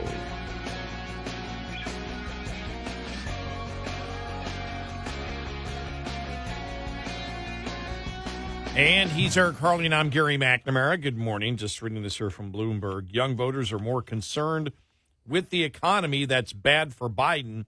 Young voters are more worried about the economy than older adults. And I can understand that.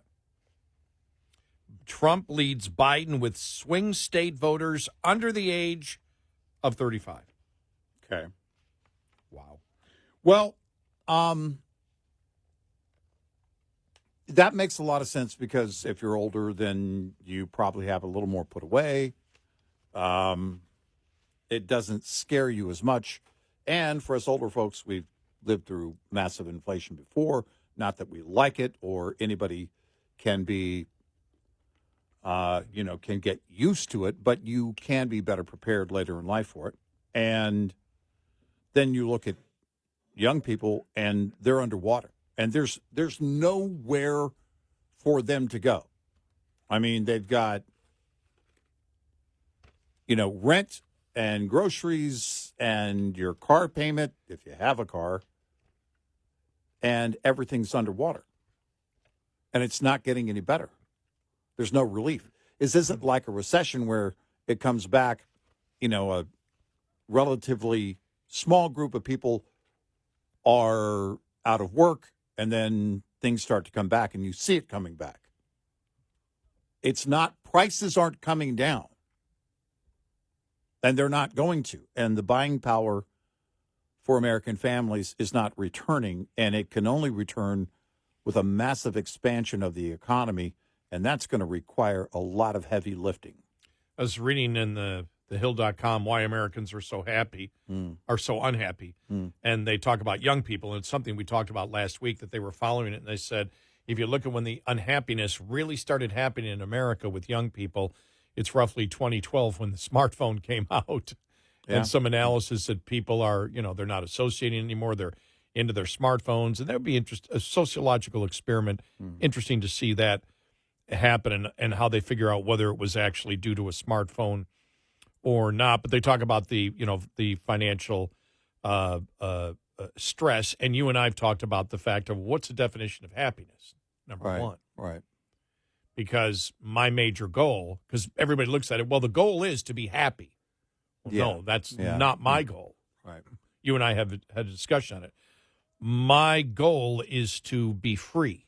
Yeah. Knowing that if I'm free, I won't always be happy. Right. Because things will get tough, and I hold myself responsible for the things that I do, which means I will do wrong things and I won't be happy. I will do good things and I will be happy. But my goal is not happiness. My goal is freedom and autonomy, is what it's always been. Yeah, of course. Sure. And so that's what makes me long-term happy, even though my short-term happy may be affected by that. We have always seen that how the mainstream media looks at happiness is, well, the socialist countries seem to be the happiest, so people that are given everything or given more than they have to give are happy people. That's not my definition of happy. No. To other people, it is. So it's really, in a way, I've always sought a bogus way to analyze society. I mentioned this recently, and, you talk about happiness, and someone asked me, are you happy? It's not relevant because everyone's definition of happiness is different. For me, I guess the question is, am I where I want to be? And the answer is yes. But it requires, life requires work, putting in the work all the time. It requires doing hard things. And if you're going to get to the place where you want to be, it's going to always require that. There's no one who is exempt from that unless you win the $1 billion Powerball. And then managing all that money is going to become a full-time job for multiple people. But for me, it's always been, am I doing what I want to do? And the answer is yes. The whole happy thing, because the reason I say that is because I think we've gotten into this thing of, and I think the media has been a big part of this, but it's this immediate gratification idea, but also it's the, you should only do things that make you happy.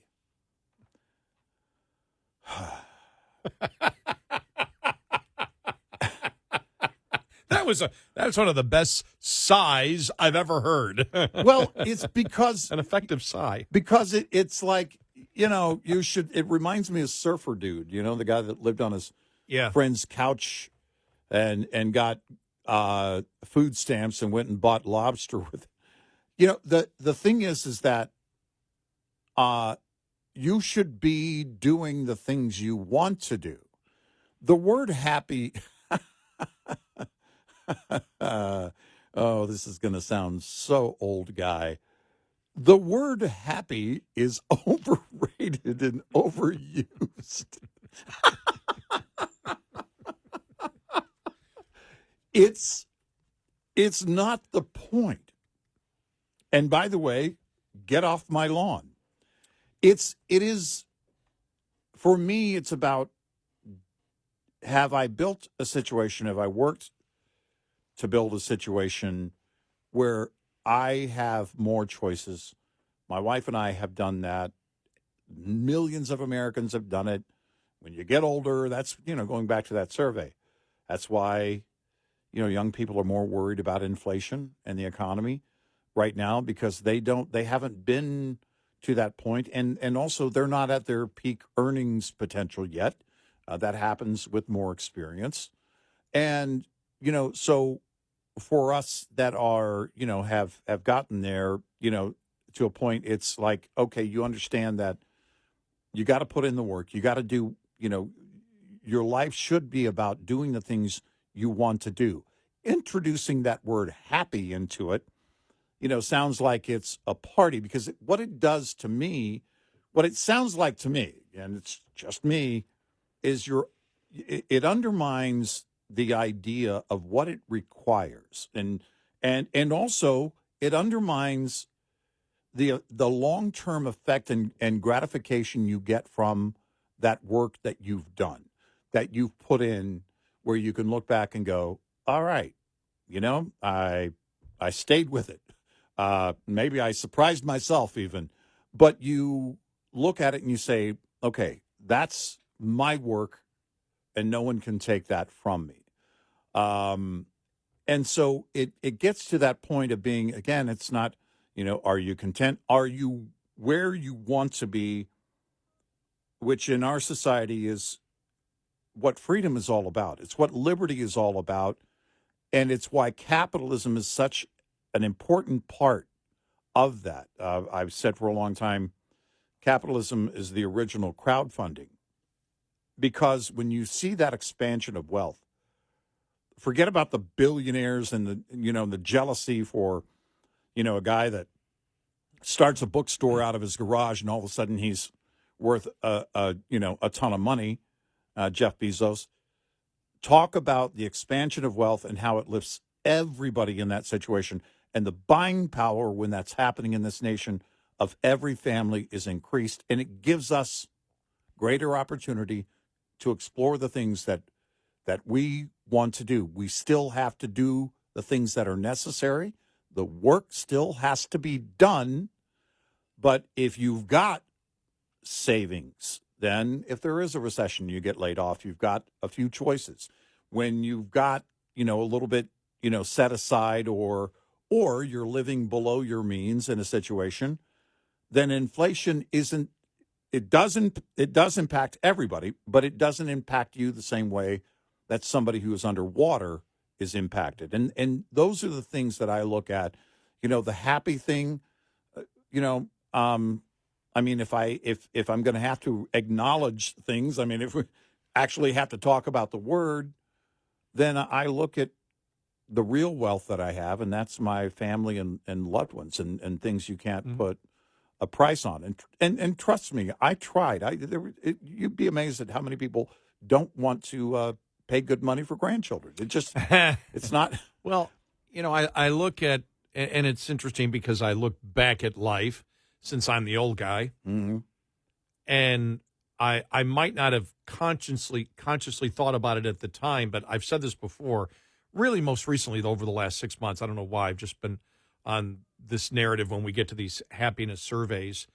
The thing that has changed my life more than anything and given me a real appreciation for life is work.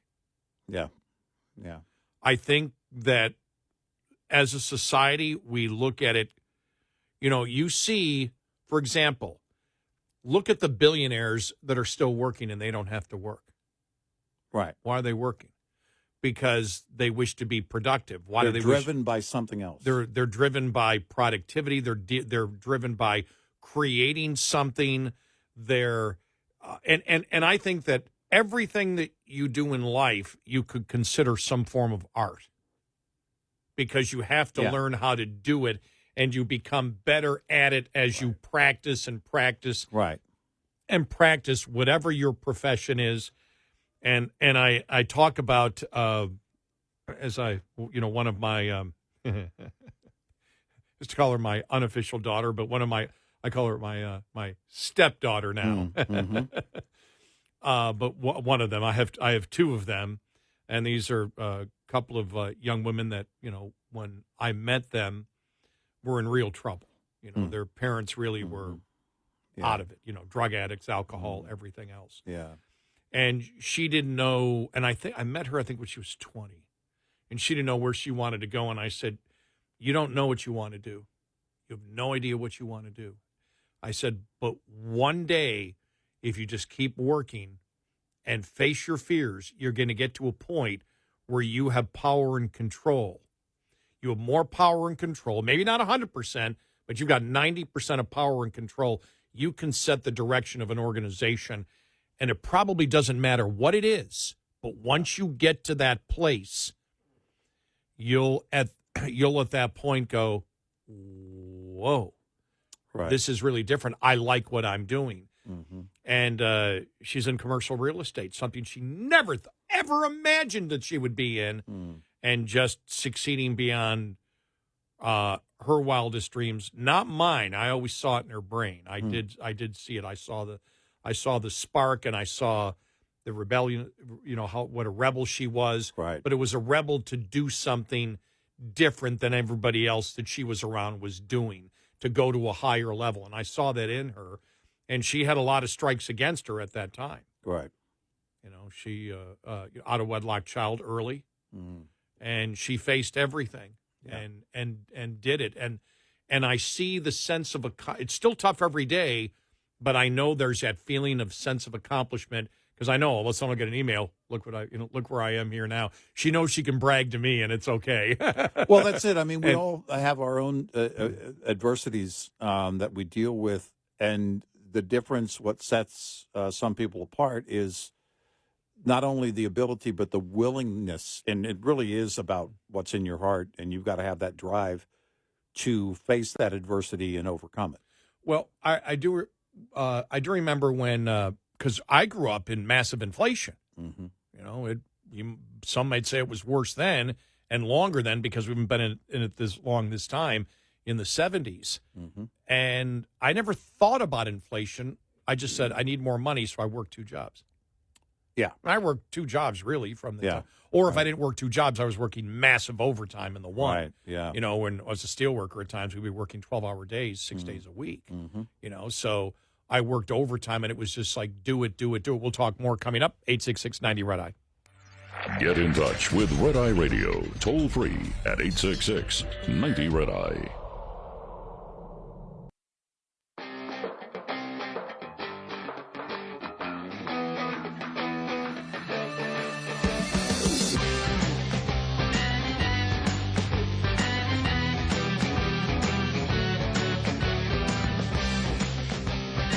It's Red Eye Radio. He's Eric Harley, and I'm Gary McNamara. More on that happiness survey. And Israel goes after the general. You saw that yesterday in Damascus. Yep. And, you and I talked about when Trump went after, we've talked many times about when Trump went after Soleimani, which really changed the way at that moment. It was like, because remember, there was going to be an attack on the infrastructure, and then Trump called it off. Right. And everybody was like, okay, what's going to happen? And then Trump went after Soleimani, and that quieted things down right away. And what he was saying is, we're not going to fight wars the same way. We're not going to go through this, with you. We're not going to go, you hit we hit yours. No, we're going after your leaders. Yep. You don't stop it. We have the power to go after your leaders. Israel sent that message yesterday. We'll get to that and more on the way.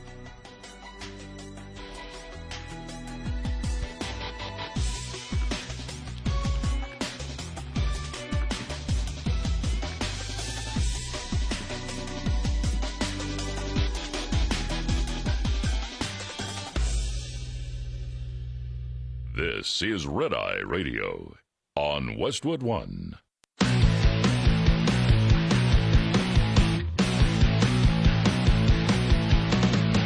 Now, it's Red Eye Radio. Gary McNamara and Eric Harley talk about everything from politics to social issues and news of the day. Whether you're up late or you're just starting your day, welcome to the show. From the Uniden America Studios, this is Red Eye Radio. All across America and around the world, we are Red Eye Radio. He is Eric Harley, and I'm Gary McNamara. Good morning. Just getting to that, the story, why are Americans so unhappy? And we touched on it last week, and I think it was National Review that actually looked at it and said, wow, starting in 2012, because there's always been these problems. These problems have always existed. But why are people so much more unhappier now, especially young people? And it's like, well, 2012 is when it started changing. That's when the smartphone came out, which is fascinating to begin with. So does it make them more antisocial? What does the actual smartphone do to make people unhappy?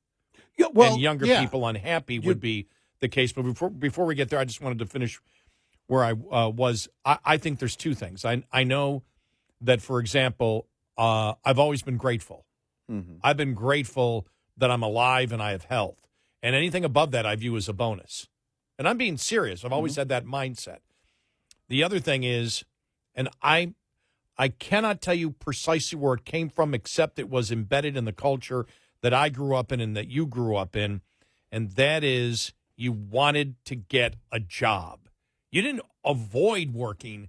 You wanted to get a job. And as I stated before, when I was growing up, I mean, when I started in the workforce, it was, and I mean, my first real job would have been probably 73. Well, all that time from 73 until really 81, 82, it was massive inflation. Mm-hmm. It's unbelievable massive inflation. Most of the time, even going to college, I worked 2 jobs. And then afterwards, I worked a ton of overtime if I wasn't working 2 jobs. Nobody told us you need to work 2 jobs. Nobody, and I say us because all my buddies did the same thing. Mm-hmm. Nobody told us work the overtime. There wasn't like, why won't these kids do this? You just did it because I know what drove me was one thing and one thing only, to be self-sufficient. Why did I want to be self-sufficient? Because if I wasn't, it means that someone else, and at that young age, going through college and everything else, it would mean my parents would have more influence on my life than I wanted them to have. Yeah, sure. It was about freedom. It was that natural progression that you go through as a child. And so the work and then the accomplishments that came with it when you climbed a mountain, when I got the job at the bank and was able to succeed at doing that. That was a great moment for me. Every single moment of everything that I did in my life, even though it was hard, once you accomplished it, there was great contentment that came with it, as well as the fact that I'm not in debt. And when you see, for example, and I know I was a bill collector for a while, the thing that broke up more marriages than anything else back then, and I read another survey that it's the same thing today, is money and debt. Money and debt still get to people. Yeah. They still worry about it. First thing in the story I read, well, the kids and their student loans. Well, yeah, but I never, even when I was 17 and the student loan discussion was going on, I said, I don't want to get into debt to go to college. Right. Well, then you're going to have to work and go to a community college. Fine, that's okay. I'll go to community college the first couple of years, see where we go. And then I went to a state college and, work in order to make it all work. I worked and got out of college and had no debt. In fact, I used the college. I only took out one college loan, $1,000. And as I've said before, my father said, no, take out the money. You don't have to pay interest on it. You can keep this $1,000 for 4 years, and then it's another 9 months before you have to start making payments. That's the way it worked back then. And if you pay off the entire amount before that, you don't have to pay any interest. So take that money, put it in the bank, collect interest, and then pay it off beforehand. That's what I did with my college loan. Yeah. My dad helped me with that. Right. But the last thing we were going to do was get into massive debt going to college. It just wasn't going to happen. Right. Didn't matter what. There was no thought, well, I'll go to an Ivy League school, which I would have never gotten into to begin with. But I was never thinking I was going to an elite school. I didn't think it was necessary to get to where I wanted to get. And it wasn't necessary to get where I wanted to get. But if you look at these young kids and there is more of a sense of entitlement that it should just happen, and then you go to school and you spend all this money and you're in this tremendous debt and you can't get out of it, you're not going to be happy. Yeah, I think there's a lot of things, with social media. There are these comparisons. It's like being part of a beauty pageant talent contest all day, every day, with people you know and people you don't know, and people who are professionals at it and people who are not. And I think for adolescents, exposure to that is dangerous. Overexposure to that is dangerous. without the proper context, which requires parental involvement, conversations about what they're experiencing, what they're seeing, what it means, and what it doesn't mean. And that doesn't, with it just, you just happen to, it just seems like, boom, I joked the other day. Now they send you home with a baby starter kit, a few diapers, maybe a blanket from the hospital, maybe some formula if the mom's not going to breastfeed, and a cell phone for the baby. And, it seems like they're just getting a phone sooner and sooner in life. And there's a lot of stimulation that goes on. And it's not just social media. There are other things too. I mean, if you have a phone and you've got it set up, you're going to see stories that come across, things in the news. Then if you get on social media, it's going to become the social media version of that. Then you introduce a pandemic. When you're telling adolescents that, and we got to shut everything down, and if you breathe on someone, you could kill them, and if they breathe on you, they could kill you.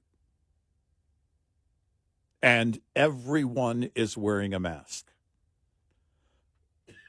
It became the zombie apocalypse. In their mind, there's a bunch of fear that is driving over and over again, and again, without parental involvement and supervision and conversations to say, everything's going to be okay. The problem was the parents, many of the parents, also didn't know, because we're being fed garbage over and over again. And then all of a sudden, if you tried to even ask a question about the pandemic, you were shut down.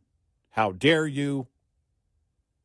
So the adolescent mind, which requires adults on a regular basis to send them the message, to tell them things are going to be okay. They require the discipline, but they also require that oversight. They require somebody to protect them. And they're being bombarded, and they have no idea what's going on. All of a sudden, their living room is their classroom.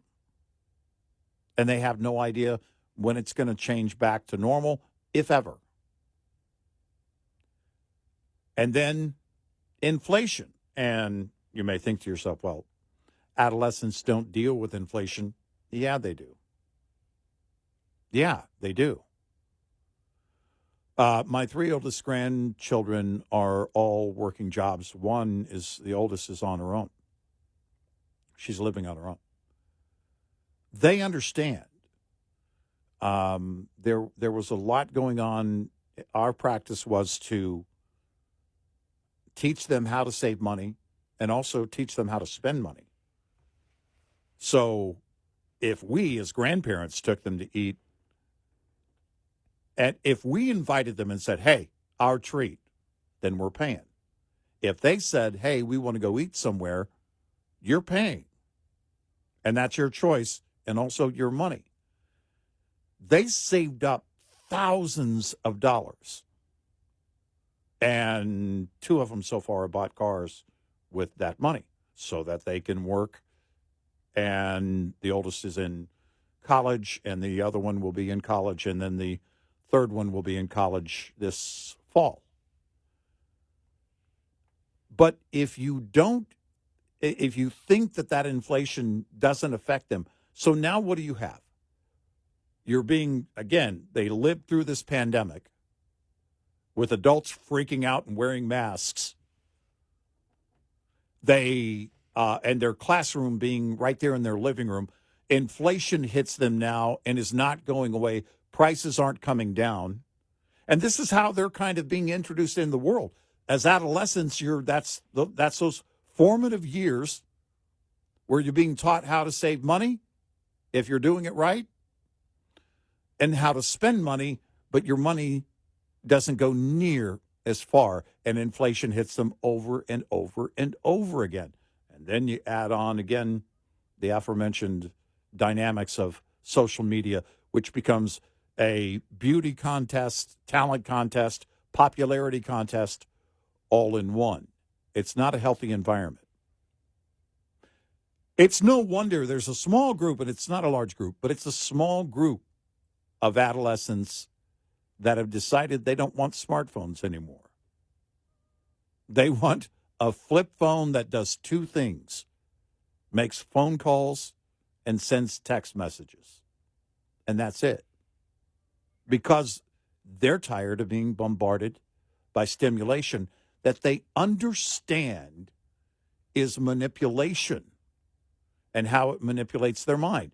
One of my granddaughters said to me years ago, she said, you know, in our classroom, they were talking about something and then they played a sad song. They didn't need to play the sad song. They were showing some kind of film in the classroom.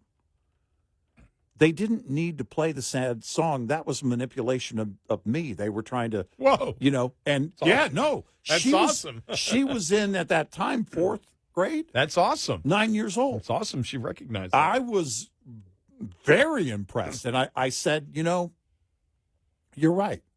And you have to be able to compartmentalize what things are. You know, you like music, but you have to compartmentalize how everything, every form of mental stimulation is going to affect you, and whether or not it has a purpose or you want it to have a purpose in your life. I can't imagine. You know, there is that mentality for, you know, many young people that, hey, I should be the boss 6 months after I graduate from college.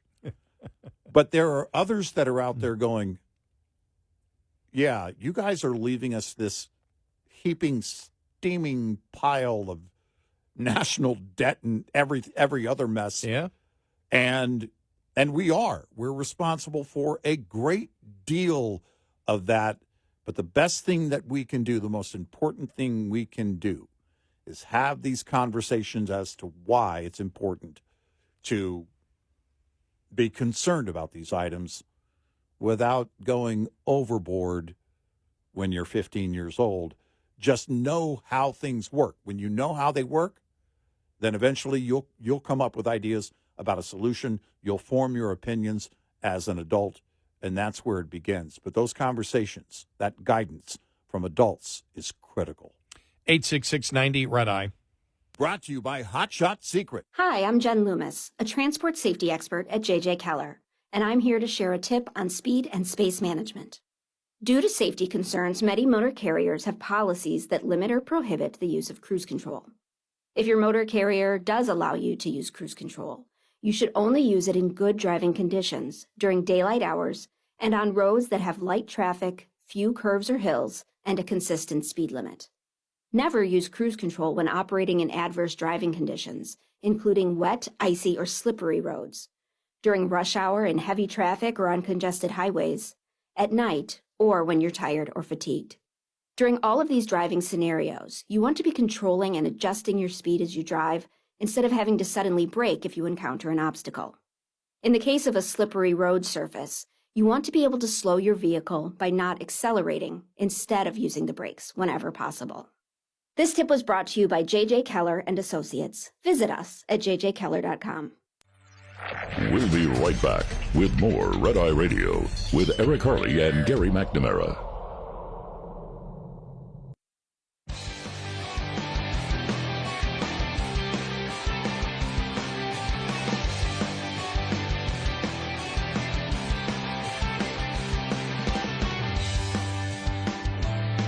It's Red Eye Radio. He's Eric Harley, and I'm Gary McNamara.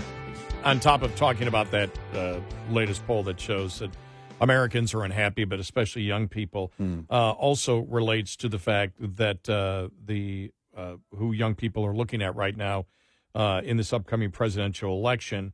Trump is currently leading the president 47-40 with voters 18-34 in swing states, according to a March Bloomberg News morning poll. By contrast, Biden won 61% of those voters under 30 in the last cycle. Right.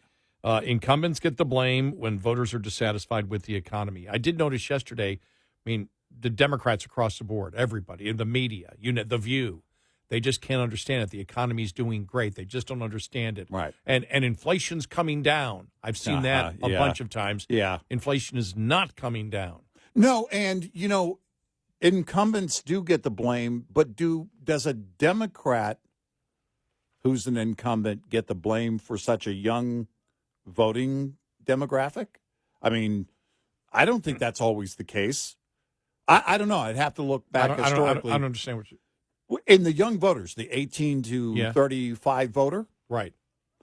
Do they always? They've been loyal to Democrats in big ways, sometimes beyond economics.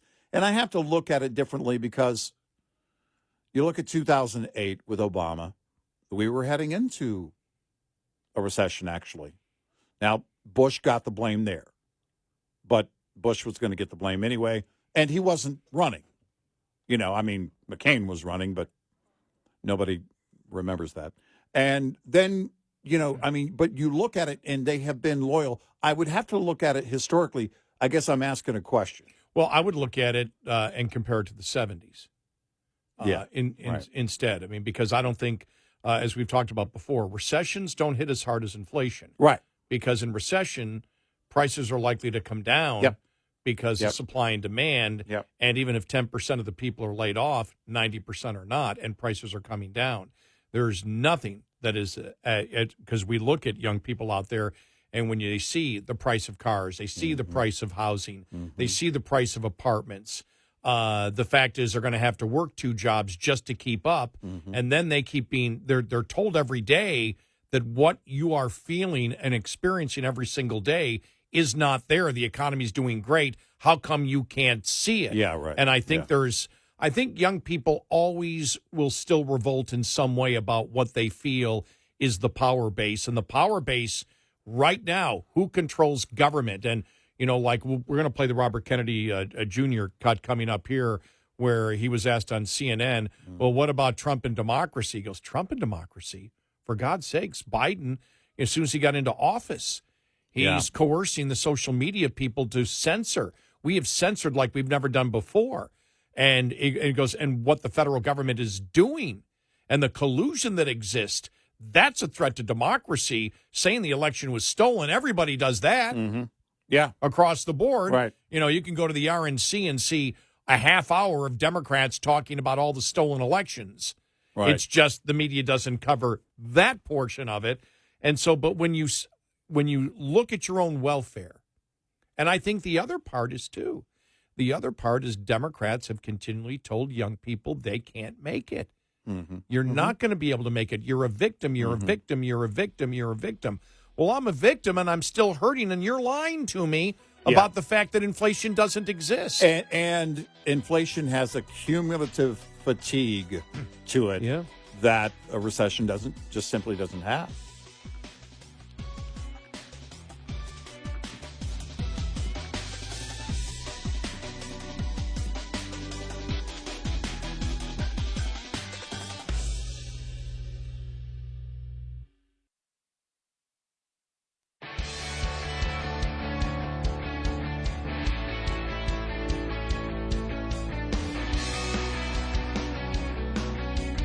You're listening to Red Eye Radio from the Uniden America Studios.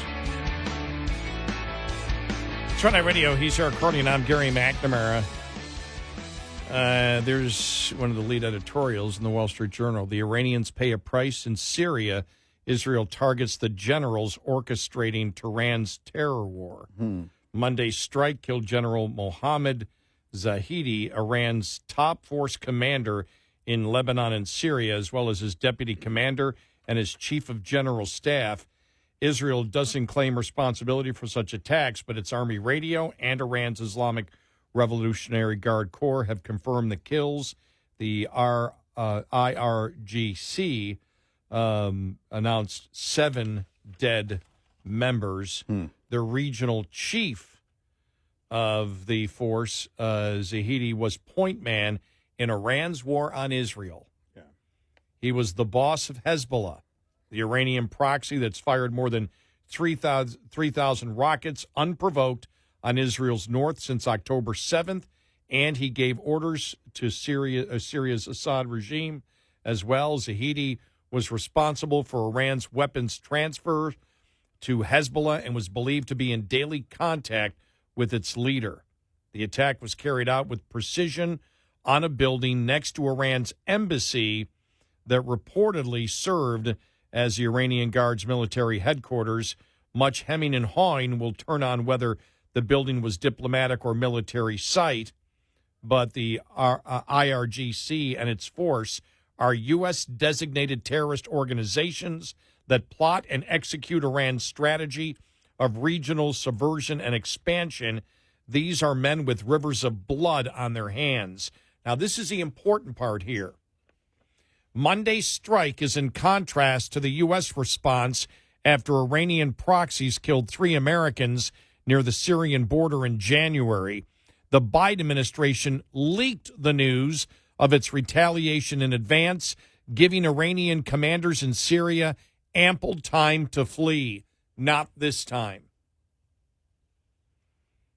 Iran has threatened a harsh response, but it can't say it didn't ask for escalation. Overnight on Sunday, before the strike on Damascus, an Iranian drone fired from Iraq hit an Israeli naval base. This follows Israel's most successful operation in Gaza, a surprise raid that killed 200 terrorists and arrested more than 500, including senior Hamas and Islamic Jihad leaders hiding in a hospital. The front to watch is now Israel's north, where Iran could order Hezbollah to respond with some of its 200,000 rockets and other munitions, including ballistic missiles. Other proxies could step up the fight against Israel and the U.S. The stakes, as Iran considers its options, are high. Iran needs to hear a clear message from the White House, not criticism to undermine the Israeli government, but steadfast support that makes the Ayatollahs think twice before giving an order that they would come to regret. It's like what we did, though, after the 3 Americans were killed. We basically destroyed some buildings and told everybody to get out. Yep. Instead of killing those people that are responsible for it. Right. Well, there's that approach, which is basically just destroying a building. Or there's the approach that Trump took, and you take out a leader. And like Israel did. You see what Israel did, and it was the first thing I thought of. I thought, yeah, this sounds very familiar. There will be a different response from Iran toward Israel than there was Iran towards the U.S. I don't know what that will be, but it is a different response.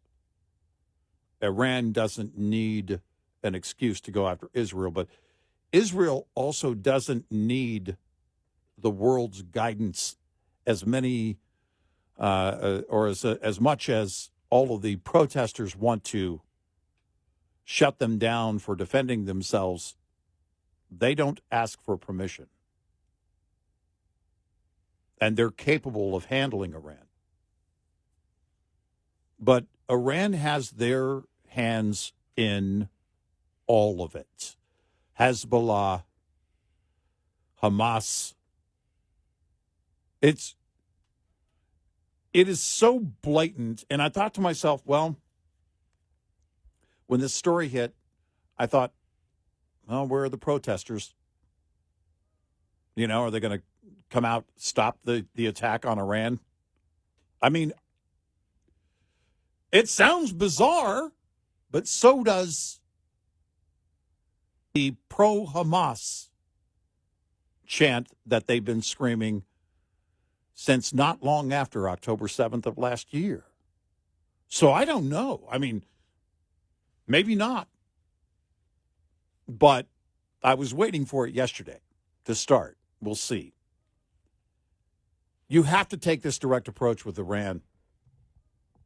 And this administration continues to help them fund all of this over and over and over and over again. Iran should be choked out of the global oil marketplace, period. And can't do it. I'm amazed there isn't more anger in the United States about Biden's enabling of Iran. I really am. I mean, that's, you just wonder, is inflation so bad where people aren't paying really that much attention to what goes on, or they just don't care? They just want to put the blinders on and not pay attention. I don't know. I mean, I don't know what the case is, because when you are underwater with inflation, that's first and foremost trying to make ends meet.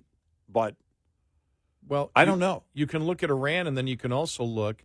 General Montgomery spoke again the other day, the retired general, and said ISIS is going to attack us, and the odds are they can easily get through the southern border. Yep. Our military has been warning us of it. It continues to happen, and we'll see what happens in this election, but you would think there would be a complete rejection of so many of the Democrat and Biden, gaslighting and lying about important things, lying about the border. I know why. For example, they're going to go after Mayorkas, and they're going to walk over, the articles of impeachment and dare the Senate not to do a trial, is because the Republicans believe they can win that one. Even if they lose the trial, they'll win on the fact that, boy, there you carry it. Here's Mayorkas. The border is secure. The day he said it, and there's the video from the border. This is a man that's lied to Congress about what's going on, and we believe he should be impeached because of the danger that it has caused Americans, the number of terrorists that has crossed. We've seen the situation in liberal cities, so Democrats understand it.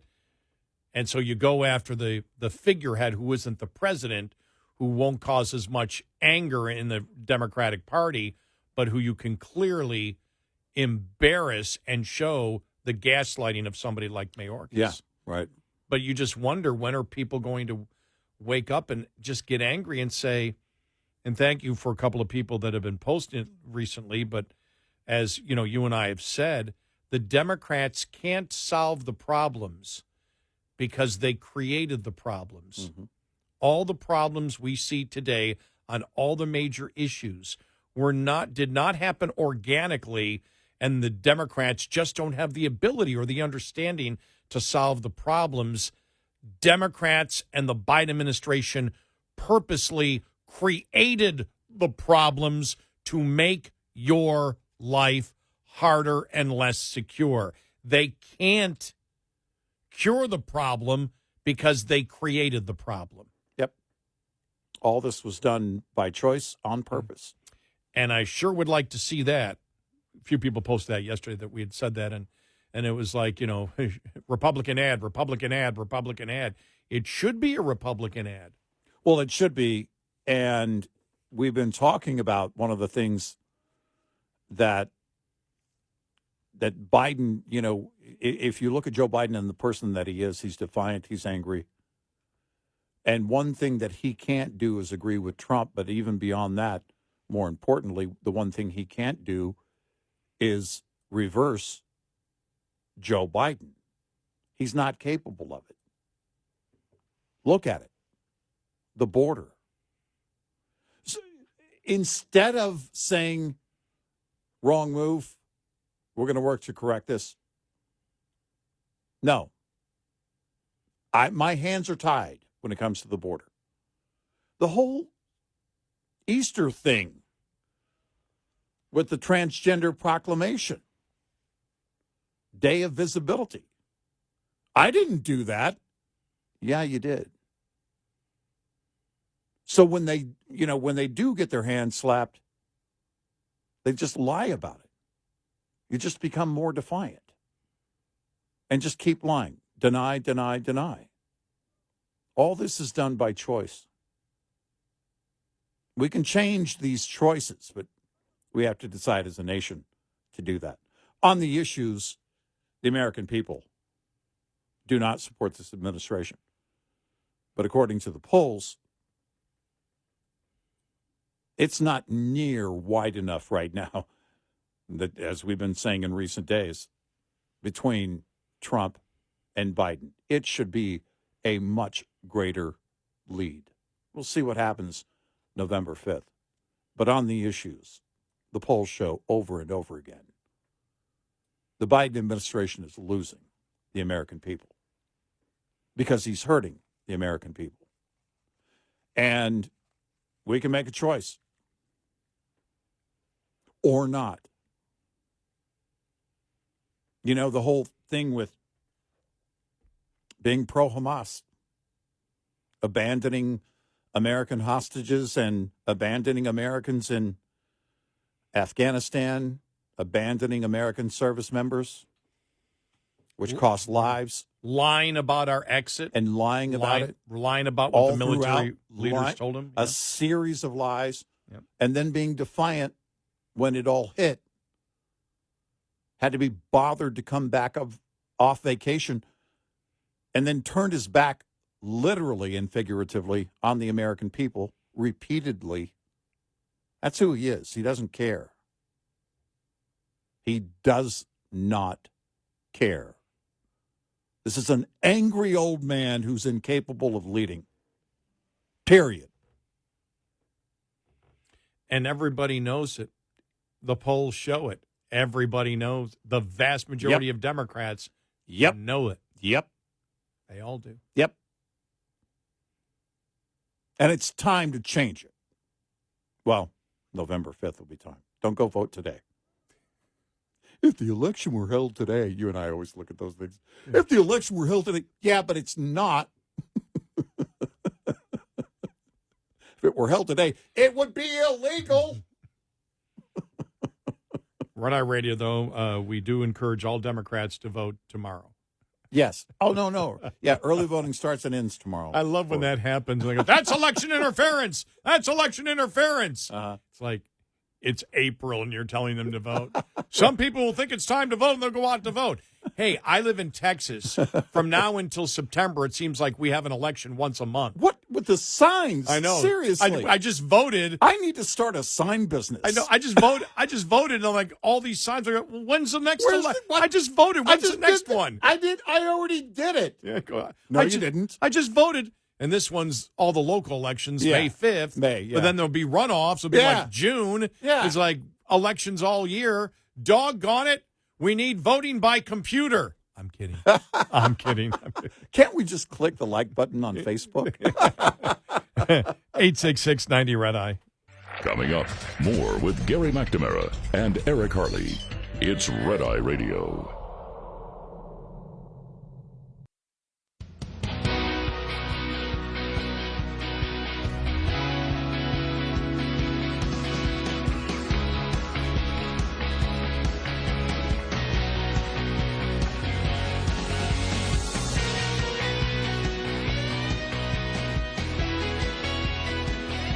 It's Red Eye Radio. He's Eric Harley and I'm Gary McNamara. Now Democrats are having a hard time speaking on campus. Oh, we'll have this, and this story goes right back to what you've been saying all along. What's going to happen at the DNC? In Chicago? I am so curious. I'm so curious. What in the world is going to happen? Oh man, I mean, it really is because we got a few more months before then. But when you hear what this topic was supposed to be, from a Democrat, and a major Democrat, right, and they had to cancel the speech, right, and it's becoming more and more radical every day. Who knows what's going to happen at the DNC in Chicago this summer? Wow.